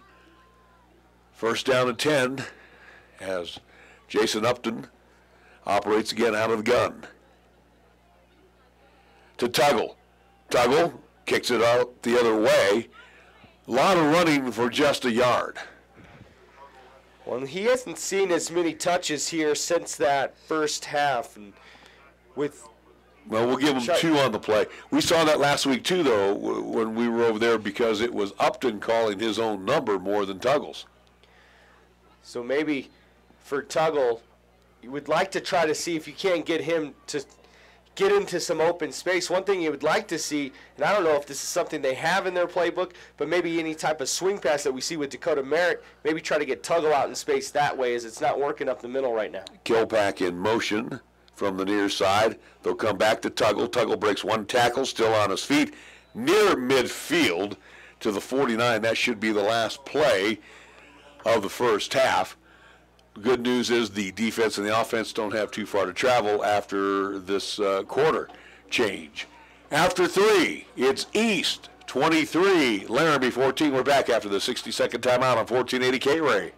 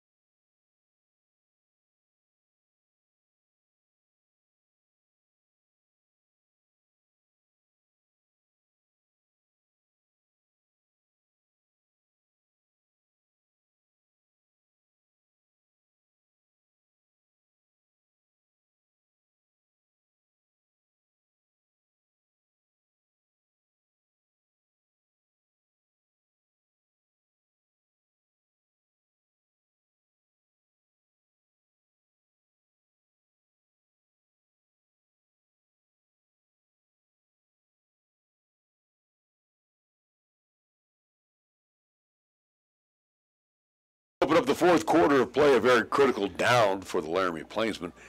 3rd down 2. The ball resting on their own 49-yard line.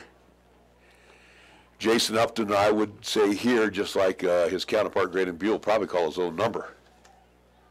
And movement by the Plainsmen. That one was a tough one. I do believe that was Chris Zapata. For Laramie, they're 0 for 7 on 3rd down as well, and this is one of the rare times where they had a 3rd down and manageable as well. So a very critical penalty at the wrong time for the Plainsmen. 3rd down now and long at the 44. And again, where I said Upton was going to call his own number, still may. Out of the gun. Low snap. Upton picks it up, fires, got a man. Close to the first down, no.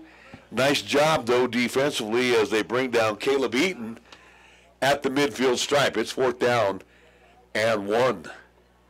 Decision time, or this not even a brainer. Yeah, in the fourth quarter, you got to go for it here. Especially with Tuggle and Upton, you got to believe that they can get you at least a 1. Well, Kilpack will shuffle in the play as he'll come in for Eaton, who made the grab. It's about 1.5 if I look at it right from where we're standing. So for East T-Birds, let's see if they can make the defensive stand. Upton out of the backfield. He'll call his own number, sweeps to the outside, tries to turn up, didn't get it. He didn't get it. He's dropped at the midfield stripe, and East will take over on downs. What a job defensively. Looks like Zach Valerian and Landon Eldridge combining on that stop. A good backside pressure by Valerian. Eldridge just kept him right in front, not allowing him outside. It looked like it was a called QB sweep almost. I think Upton was trying to feel out Tuggle for the block, Tuggle never got a chance to block because they came busting through. So for Cheyenne East, great field position. Matter of fact, it's on the inside part of the 50. So they are in Laramie territory, looking for a chance now to extend their lead as they're up by 9, 23-14. Let's see if East can do what Central wasn't able to last week and put Laramie away in the fourth quarter. Buell will send Anderton in motion. Back to pass. Fakes the swing out pass. Looking long. Wants it all. Got a man wide open. Going all the way. Touchdown, Cheyenne East. Michaeli making the grab. What a great grab and a great fake as Cole Michaeli will grab the 49-yard aerial from one Graydon Buell. And for Buell, that's his third touchdown pass today. He's now got 9 on the season for Michaeli, his first touchdown reception. And you got to love the play call, Larry, that very first play, the fake on the or on the... Faking on the swing-out pass, yeah. Sending Anderton out into the flat. And he pump faked there, brought everybody up, and that allowed Michaeli to get off an extra 2 yards ahead, and he was wide open, and it was just a foot race to the end zone. So with East up now 15, they're going to go for 2. I wonder if Dakota Merritt, he's hurt or anything like that. I haven't seen him on offense lately as well. 29-14, it would make it 31-14 if they could score. Buell rolls to his right. He steps, he throws, got a man. 2-point conversion is good. Don Miller. East 31, Laramie 14, 11:05 to go on the Pepsi scoreboard. We're back after this 60-second timeout on 1480 KRAE.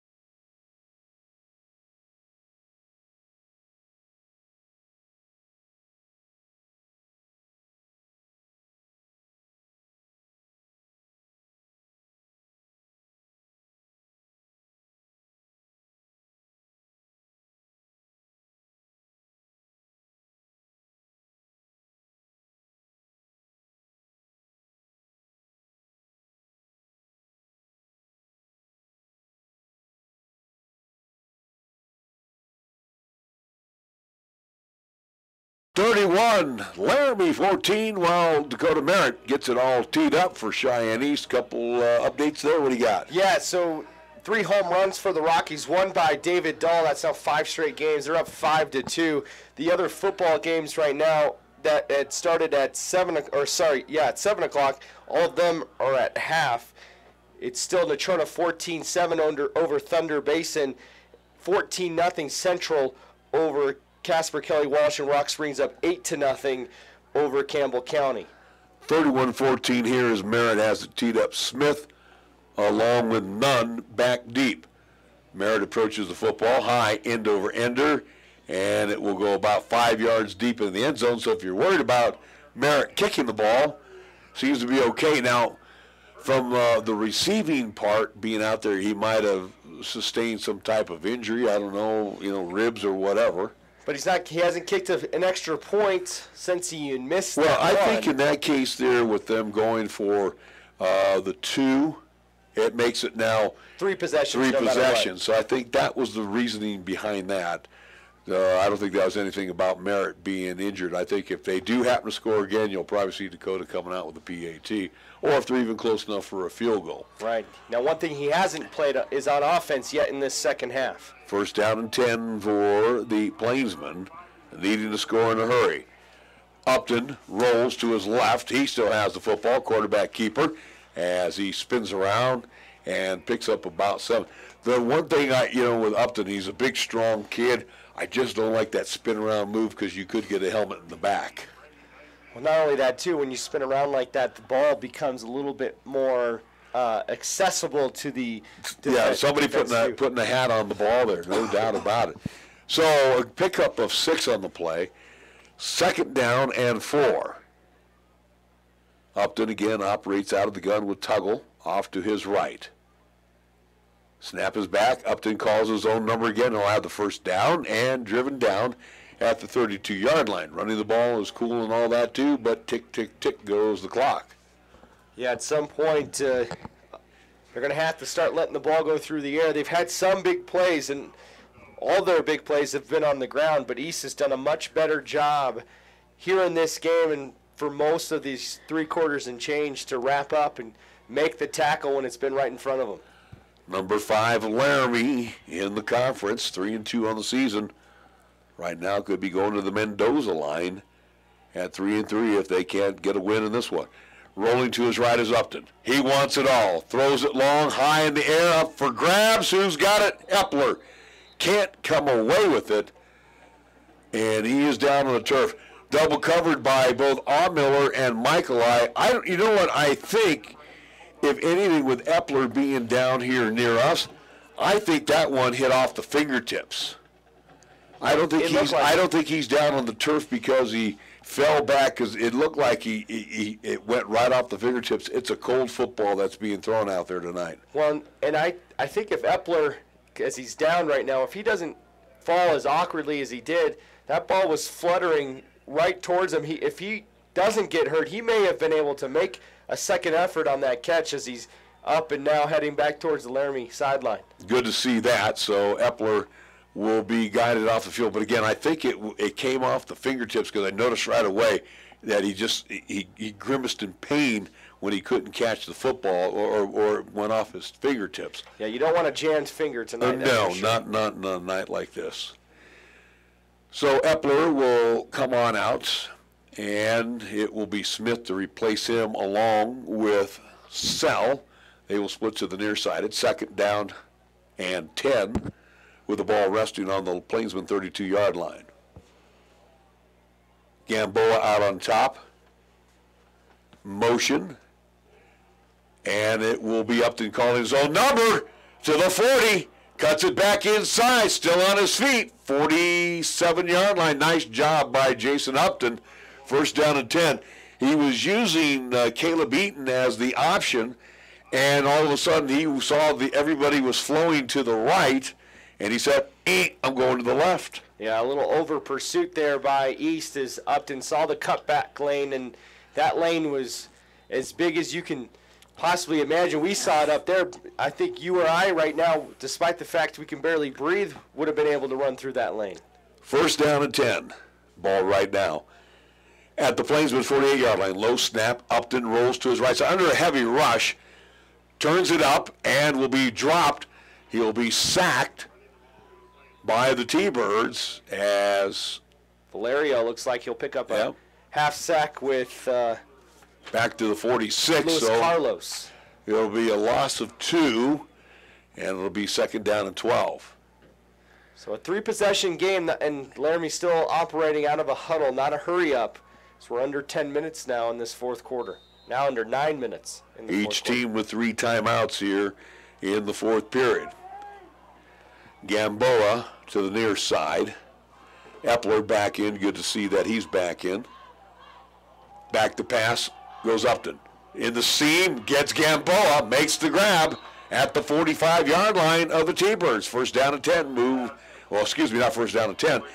They will move the chain, that is, to the 45. It'll be 3rd down and 3. Just the first catch for Gamboa.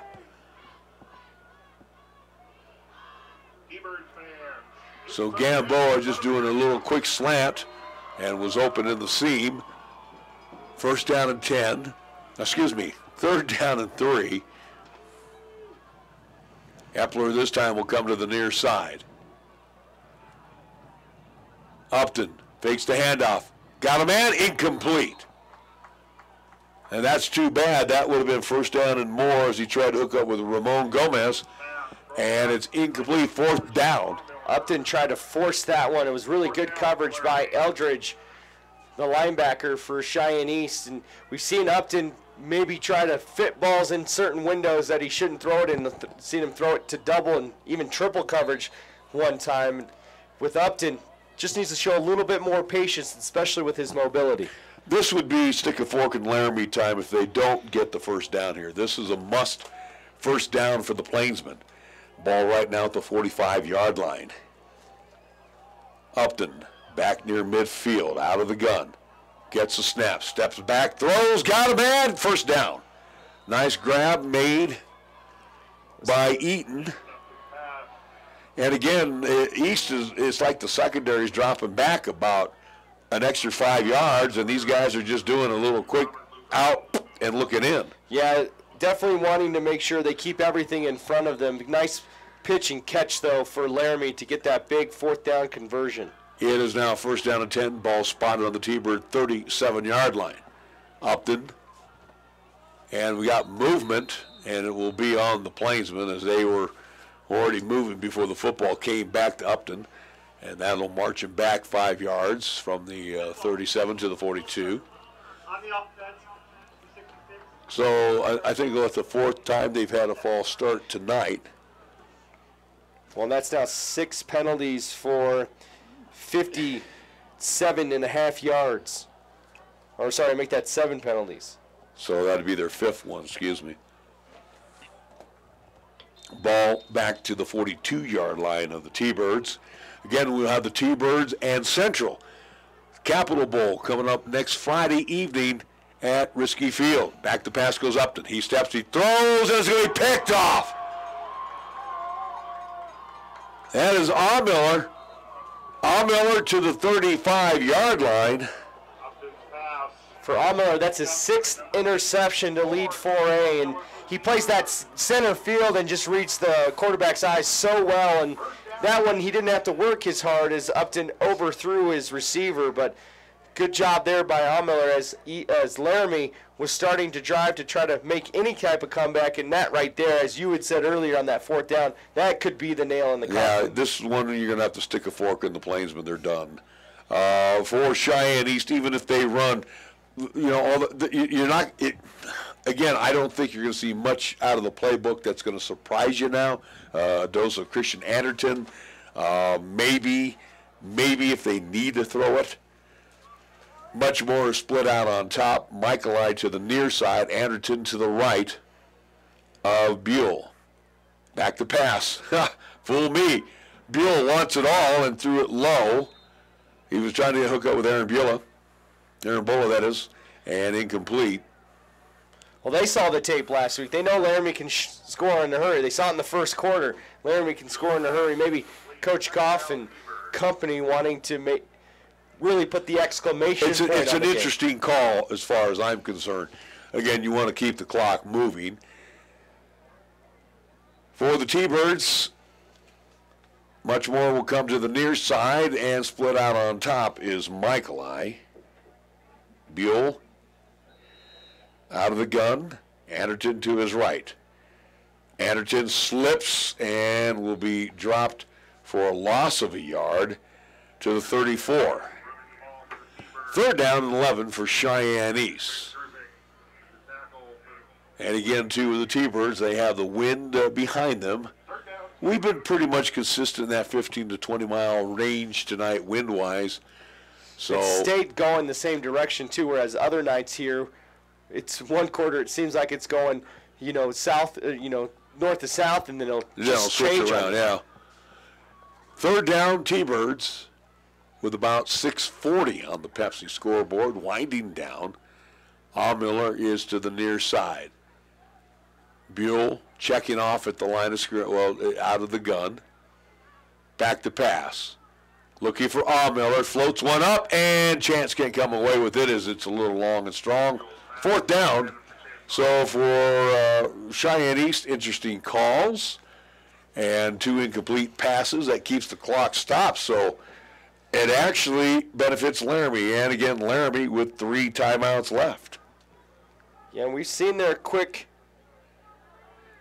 offense. Well, really the big plays when Upton and Tuggle are able to get in space. They are very tough to catch from behind. And again, I don't question the offensive calls. You want to, like you said, you want to put your foot on their throats. But again, for the T-Birds, got to move the football, and they didn't. Ball on the 34.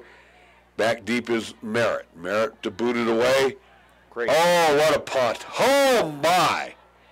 And that's going to take an east bounce. How about that? How about 66 yards on the punt? And Merrick a little upset with himself that it went into the end zone. Would we say wind-aided, though? Yeah. If you were in punt, pass, and kick, that's wind-aided, pal. That's the first time tonight, though, we've seen him punt it and it have that spiral, though, so that helps as well. It wasn't an end-over-end or a low-line drive or anything like that. That was a true, legit punt right there. With 6:17 to go, it will be Plainsman football on their own 20-yard line. Again, 66 yards. Unfortunately, it bounced into the end zone. And you could tell, and I think you and I knew that too, once it hit around the 12-yard line that it was destined for the end zone. First down and 10 for the Plainsmen. Upton trips to the near side, hands it off to Tuggle. Tuggle, not much at all. Back to the line of scrimmage. Yeah, if you're East defense, you need to make sure you wrap up here. The last thing you want to do is give them a big play. And I've said it once and I'll say it again. For Tuggle, they've done a great job following up. If you take away 2 carries that he had, it was 126 yards. He doesn't have a lot of yards tonight, only 28 yards outside of those 2 carries. Second down and 10. Upton will roll to his left side. He steps, he throws, he's got Gamboa across the way, and a late flag comes in. So, don't know if that is a hold. It'll be short of the first down. The flag is back at the 19. And they're pointing towards Laramie. Ineligible man downfield. So that'll wipe out the gainer for the Plainsmen. Now mark them back to the 15.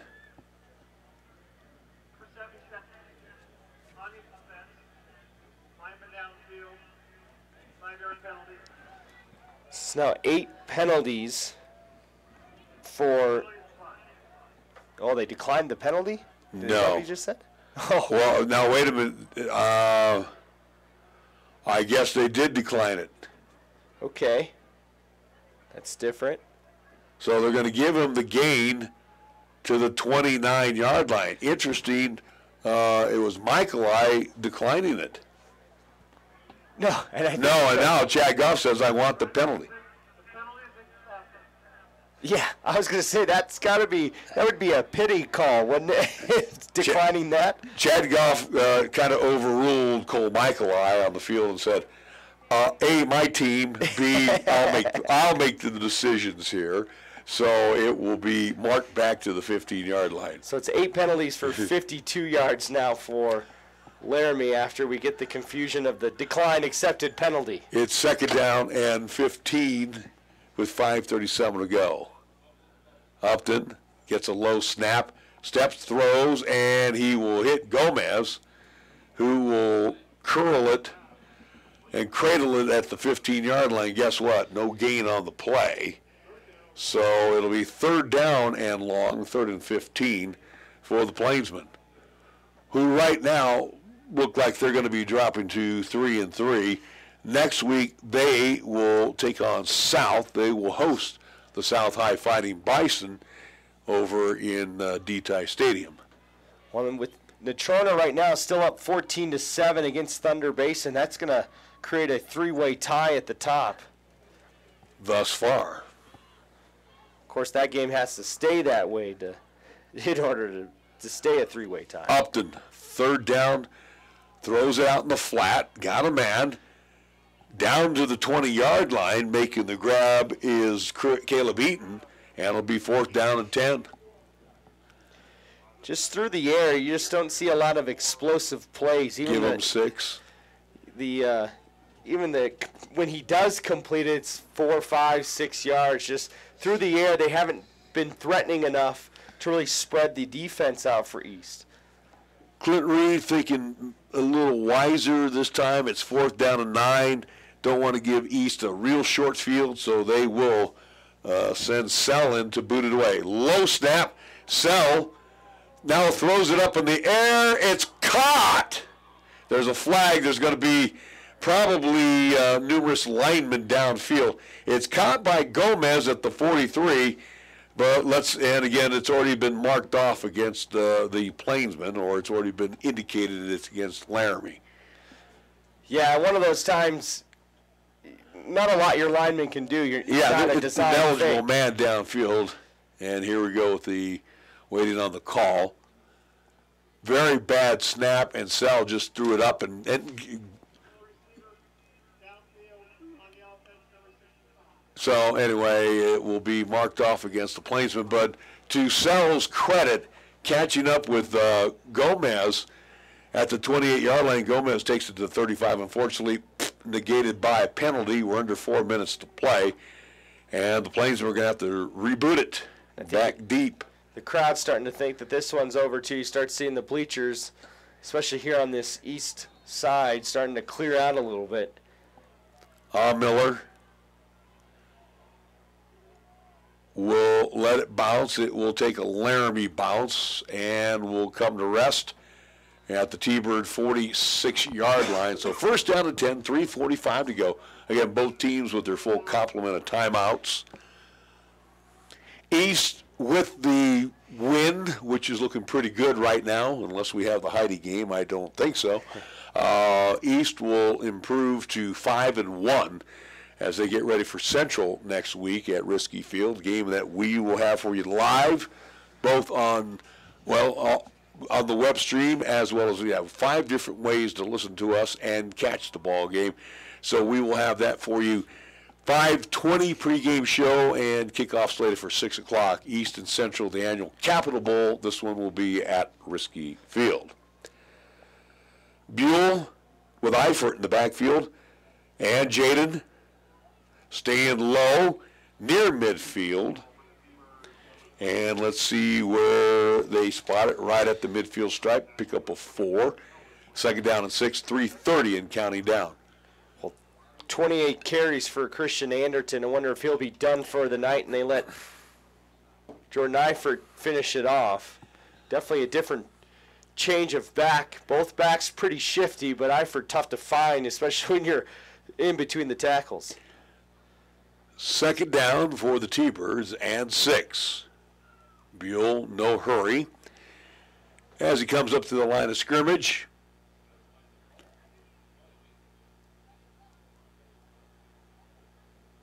and we'll bark out the signals. Eifert says, give me the ball. It's like he wants to get some carries in. And the T-Birds now starting to shuffle in some linemen, for the regulars. So, matter of fact, we just see coming out here, it looks like Deasing coming out and making his first appearances, looks like Aiden Montoya. So, third down for East with the ball at the 49-yard line. 3rd down 4. Thunderbirds again in no hurry to snap the football. Eifert knows he's going to get it. The Plainsmen know he's going to get it. Will he get the first down? That's the question. Again, milking the clock as far as he can. And hand off to Eifert. Eifert, first down, still on his feet, inside the 40, down to the 36-yard line. So for Jaden Eifert, he'll move the sticks, and the fresh set of downs for Cheyenne East with under 2 minutes to play. Well, now you got to think maybe one more first down, and as long as no timeouts are called, East will be able to line up in victory formation. First down and 10 for the T-Birds. Again, Thunderbirds no hurry to snap the football.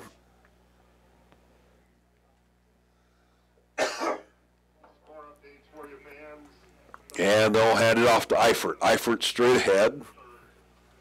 They'll take it down to the 33. So I'll pick up a 4 on the play. Looks like there's a fumble, too. And it is. It's a turnover.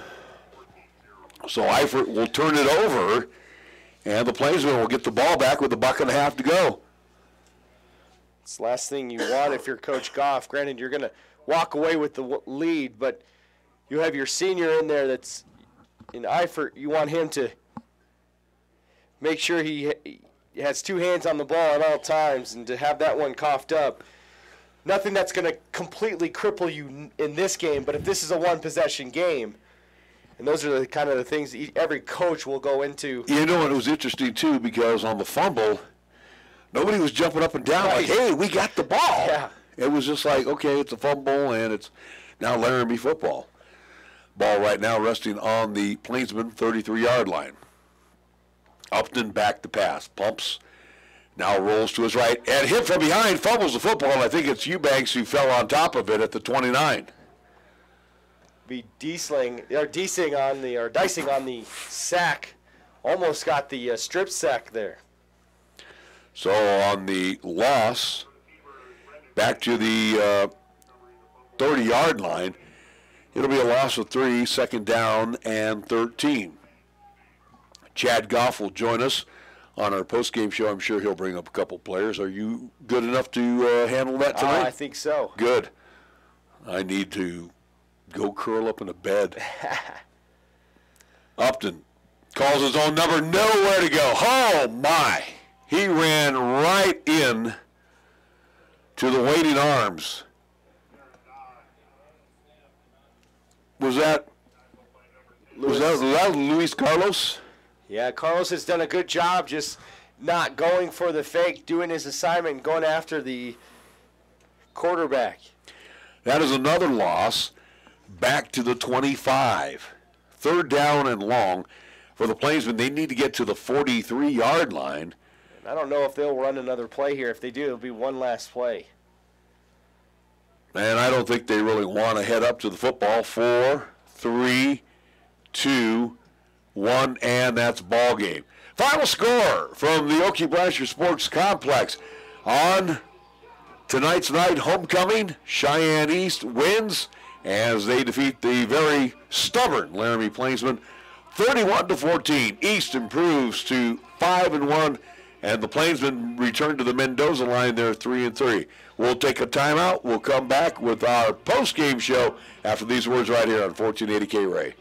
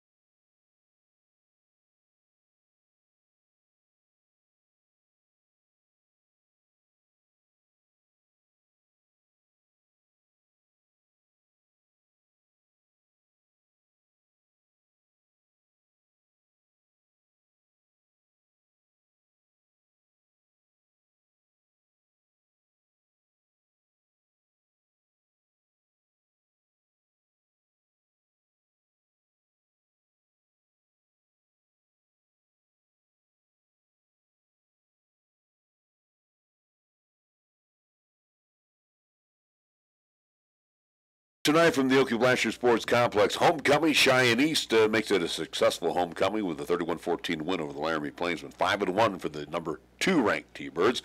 Laramie now 3 up and 3 down. Other scores real quick here before we get into our post-game show. Natrona continues to lead Thunder Bay in the third period, 14-7 at Cheney Alumni Field. Number 3 leading number 1. Sheridan had no problems with Cheyenne South. They wrapped up really early, obviously, with the running clock. Final score in that contest was 49-6. Rock Springs continues to lead Campbell County. This is a surprise, 8-0. 8-0 that the Tigers are leading Campbell County. This is being played in Gillette, oh, by the way. And Cheyenne Central, third period, still holding on to a 14-0 lead over Casper Kelly Walsh. Real quick, let's go to, can we get to the baseball real quick while we got a shot? Because I know Coach Goff, once he gets done with his troops, he'll grab a couple of youngsters and they'll come up here and chat with Chris tonight. So let's get into the pennant races. Where are the Rocks? Rockies right now, middle of the 8th inning, so they'll be coming up to the bottom of the 8th. And they lead the Nats 5-2. The Brewers and the Motor City Kitties of Detroit, top of the 8th inning at Miller Park. They're tied at 5. Chicago's won earlier today. What's St. Louis doing? St. Louis, they beat St. Louis. That's right. They finish off with St. Louis. Dodgers and the Giants are going to the bottom of the 2nd, and no score in San Francisco. So, who knows? Who knows what may happen? Rockies could win. Dodgers lose, and then the worst that could have is a tie for the NL West if that would happen, because it would be a 2-game lead with 2 to play. Well, what's funny is they were talking about with the Cardinals, there could have been 3 or 2 play-in games to get to the wild card play-in game. So you could have very well played 2 playoff games and be starting the first round of the NLDS with your 3rd pitcher instead of having your number 2 when you have to play that play-in game. But definitely fun to see a race come down to the end like that. So I think it looks like Coach Goff is going to bring up Cole Michaeli, who was on the receiving end of that big touchdown. It looks like Marshall Brown, one of the big linemen, also going to be coming up and chatting with us here. So let's take a timeout. We'll take a 2-minute timeout. We'll come back, and Chris will have the head coach and a couple of players to chat with us here on 1480 KRAE.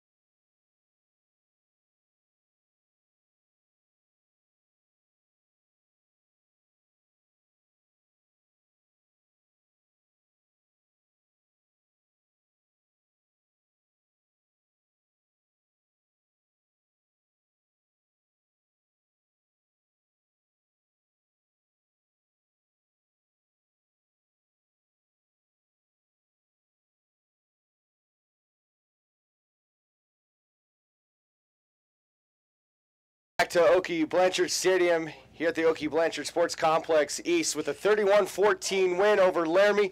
Plainsmen were now joined by left tackle Marshall Brown. And Marshall, you come off a big win last week. How important was it to really not focus on that as much as big as that win was, but to really turn the page and get ready for Laramie, knowing that they pose some problems as well? Well, it was really difficult just make sure we stay focused, but we did a pretty good job staying focused during practice and just kept grinding and just made sure that we came out with the dub tonight. Seems like part of the plan was a lot of Christian Anderton tonight, 28 carries, but I'm sure as an offensive lineman, you got to love seeing the ball called to run as much, because that means you get to fire off and just go and hit people. How much do you like the fact that this is kind of more of a run-first type of offense?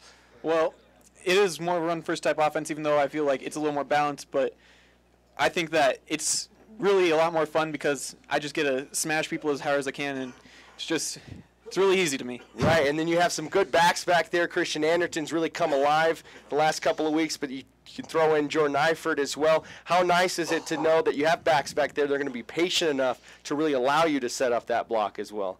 Well, it's really nice having those backs back there.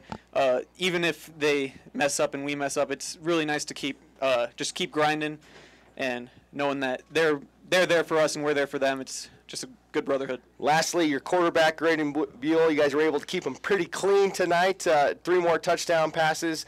But you being on that left side, protecting that blind side, every time you know there's a pass play being called, how important is it to you to make sure you're giving Graydon just that little extra time so we can make that nice throw to Michael or that find Amiller open in the zone? It's really nice knowing that I can get the job done because with my teammates there beside me, I feel like we can do anything we want to. So as long as I keep getting my guy and just giving Graydon the time he needs, it's just going to be easy for us. You guys are starting to feel a little bit of a roll after that loss from Thunder Basin. You guys have been able to respond well. How close do you feel like your offensive unit is, since you only play offense, but how close are you guys to that offensive unit to feel like you guys are almost at 100% and really being able to score at will? It's really nice knowing that I got my brothers and my brothers got me. Excuse my grammar.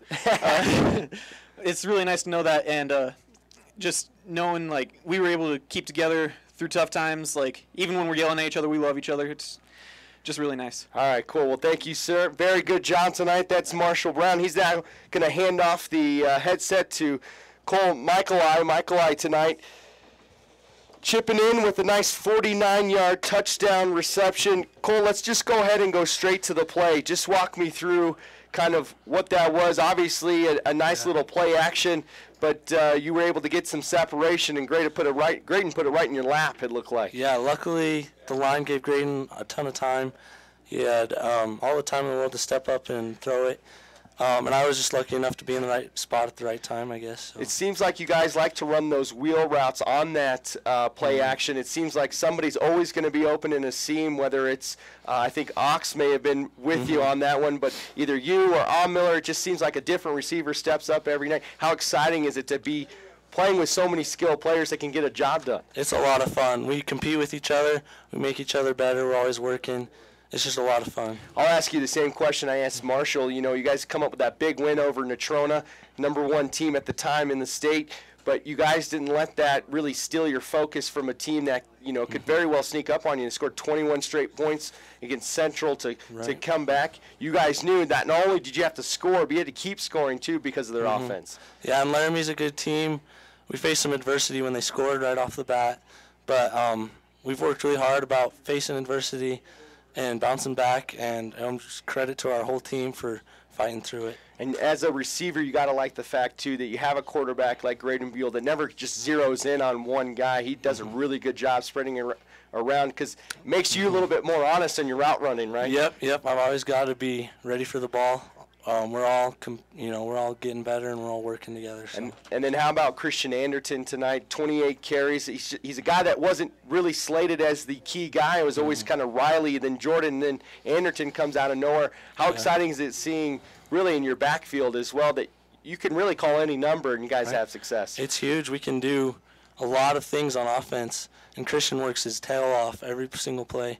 He's worked year-round for this opportunity. Let's go to the defensive side real quick. As we know, in the defensive back, a team that runs a lot, you may be kind of caught peeking a little bit. How important was it that you stayed disciplined and really your entire secondary stayed disciplined, not really go for the ball fake from Upton, and even though he doesn't pass a lot, but make sure you stayed, you made sure you were honest. Mm-hmm. Yeah, and it's a lot of that situation, but I've had to work a lot on that, not peeking, making sure that I keep my eyes on my guy, and just staying back. And Coach Goff said at the very beginning of the game, before the game started, it was going to be important to tackle. Minus two really big plays by Maxter Tuggle. You guys did a really good job bottling them up. Was that kind of maybe just a point of emphasis for everyone, not just one guy to get to him, but to really gang tackle everybody? him? Yep, we got to get 11 has to the ball. That's what the coaches always tell us every single day. So. And on defense, how quick are you guys? How close are you guys on defense to really feeling like you're right there? Well, we're always getting better. We're always improving. But I think we're doing a lot of things right, and we're just always getting better, which is most important. Good job. Well, great job tonight. We'll go ahead and think your coach is ready on the outside there, so good job. All right. Coach, we talked before the game is going to be important to get off to that quick start. Offense, able to put some points on the board.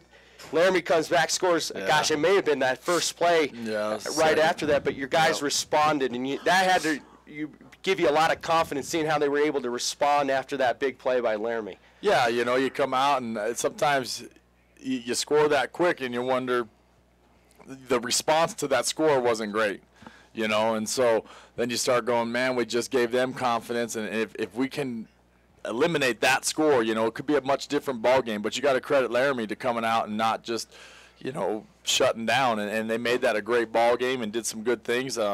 Defensively, though, after that, you're right. I thought we kind of closed some things up for them, and our wrapping up wasn't great tonight. A lot of missed tackles, I thought, but I thought the tackles that needed to be made got made at the right time tonight. I'm sure you watched the film. You saw Laramie come back late, down 19-0. You knew from the standpoint, it looked like even in the fourth quarter, the 17-point lead may not have been enough there for a little bit as you guys were still trying to be aggressive. Yep. What kind of went into the mindset in that fourth quarter, especially after the turnover on downs? Well, you're up and you're up 31-14, and they're probably thinking they're going to run clock, and so that gets to be scary when you're in that situation at times, just running the ball when they're going to be blitzing and all that kind of stuff. So we thought we'd take a shot on that first down, didn't work out, and then it put us in the wrong side of the chains right there. So, they did a good job of shutting down our shot there. Anderson definitely carried the load tonight. You had to like the fact that not only was he good kind of early on and stayed patient early on, but he definitely was – he seemed like he kept getting stronger and stronger, something you want to see out of a guy you're going to give the ball to 25-plus times. Yeah, he did a good job. I thought up front in the first half, I didn't think we stayed locked up long enough, and we talked to him at half, and they were kind of getting his shoes right there at the line of scrimmage. He was able to get by that, but that slows down your cuts and everything like that. And so we talked about maybe getting a little bit higher knee going through there, but the O-line needed to make sure that they stayed locked up a little bit longer. And they called some good twists at the right time in that second half and kind of got us there. Their defensive ends played well tonight, I thought. And then Graydon Buell, 3 more touchdowns, more importantly, no interceptions. You got to love the fact that your sophomore is just, not only is he distributing it to everybody, but he's being very smart with the football. Saw him with a great pass to Armiller where he stepped up in the pocket, and then the great ball to Michael. I mean, it just seems like every single game he just gets more and more confident trying to put himself up there as one of the top quarterbacks if he's not already in 4A. Yeah, he's done a good job. We talked to him a little bit at half. He took a sack there in the second quarter in which he tried to scramble outside.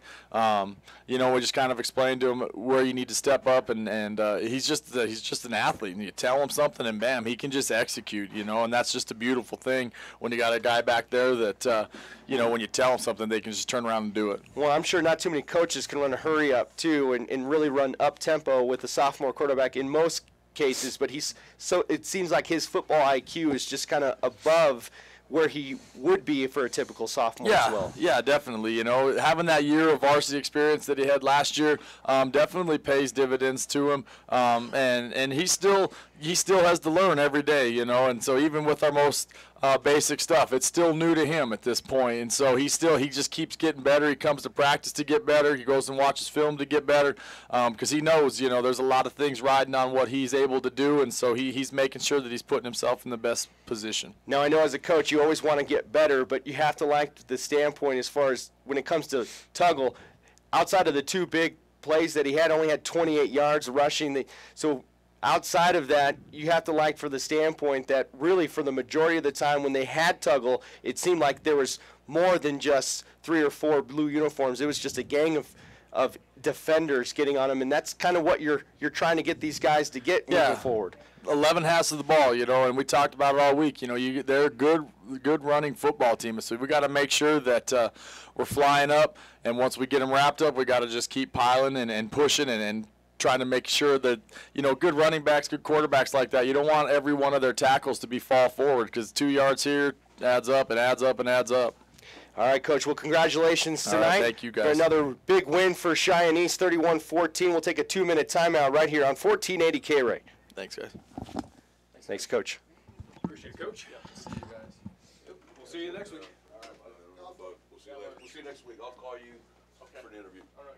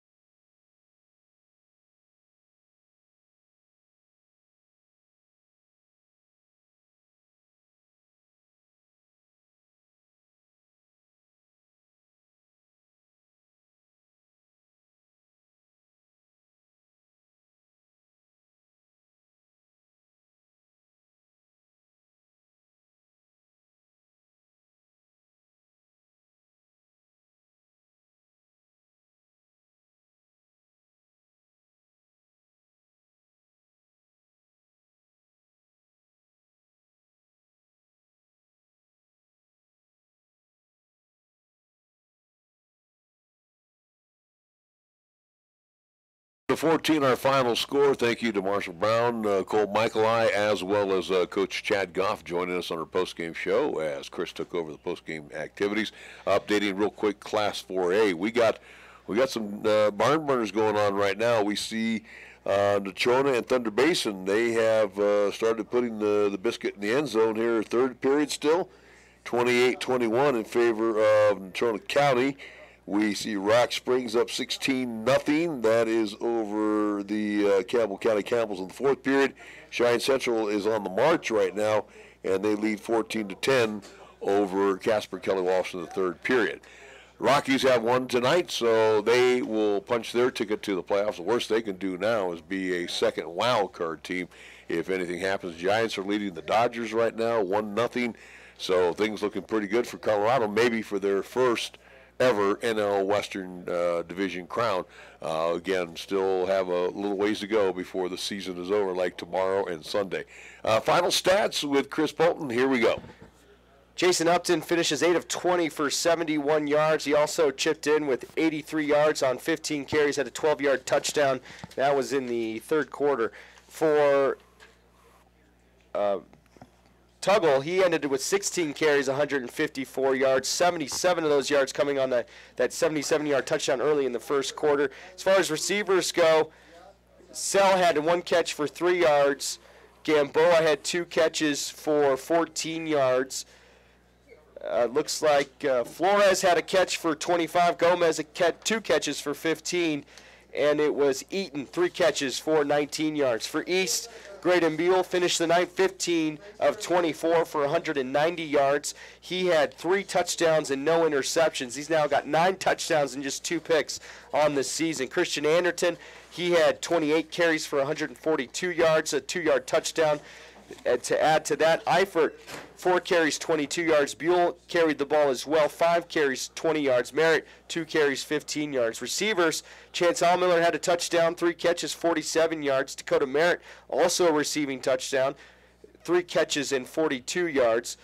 Lookout had 4 catches for 27 yards. Much more, 2 catches, 20 yards. And Cole Michaeli, 2 catches, touchdown for 55 yards. And those are your final individual stats from the 31-14 winner for Cheyenne East. Tonight's game brought to you by Terrell Honda, Baskin Robbins, Cheyenne State Bank, Merritt Plumbing and Heating, Chick-fil-A, Cheyenne Auto Repair and Service, the Gill Window Company, Best Western Plus Frontier Inn, Little Philly, Johnny Rogers RV Sales and Service, Platte Valley Bank, Taco John's, Marv's Plumbing and Heating, First Tier Bank, Big Apple Bagels, and the Cheyenne Stampede. Next Friday night, we all here? Nick, you? Not I. I will be in Colorado with volleyball. So it's just you and me. So we'll have Cheyenne East, Cheyenne Central from Risky Field. And again, tentatively that we know now, the start time will be at 6, and kickoff will be at 6, pregame around 5:20. So do join us for all of that. Once again, our final score here, 31-14 tonight. Also, we want to thank Pepsi of Cheyenne, Medicap Pharmacy, Key of Cheyenne, Lennox Auto Body, the Bread Basket Bakery, First Education Federal Credit Union, Fat Boys Tire and Auto. We also want to say thank you to B&B Appliance, the TV Capital Lumber Company, Halliday Motors, and MHP, McGee, Hearn, and Pies. Again, thank yous across the way to my broadcast partner tonight, Chris Polton. Another great job. Thank you to Nick Peroletti, taking care of all of the web streaming portion of the program, the Periscope via Twitter, as also the YouTube. And again, a nice production that we brought to you tonight, and looking forward to watching that tomorrow. Also, we want to thank our great engineer back at the house, Jacob Hamill, who did a wonderful job making sure that we stay on the air. So for all of our crew, and again, it's a big crew, to make sure this production is brought to you each and every Friday, we want to say thank you, and thank you for joining us. With that all being said, once again, the final score, East now 5-1. They win 31-14 over the Laramie Plaismen, who dropped to 3-3. Good night from the Okie Blanchard Sports Complex.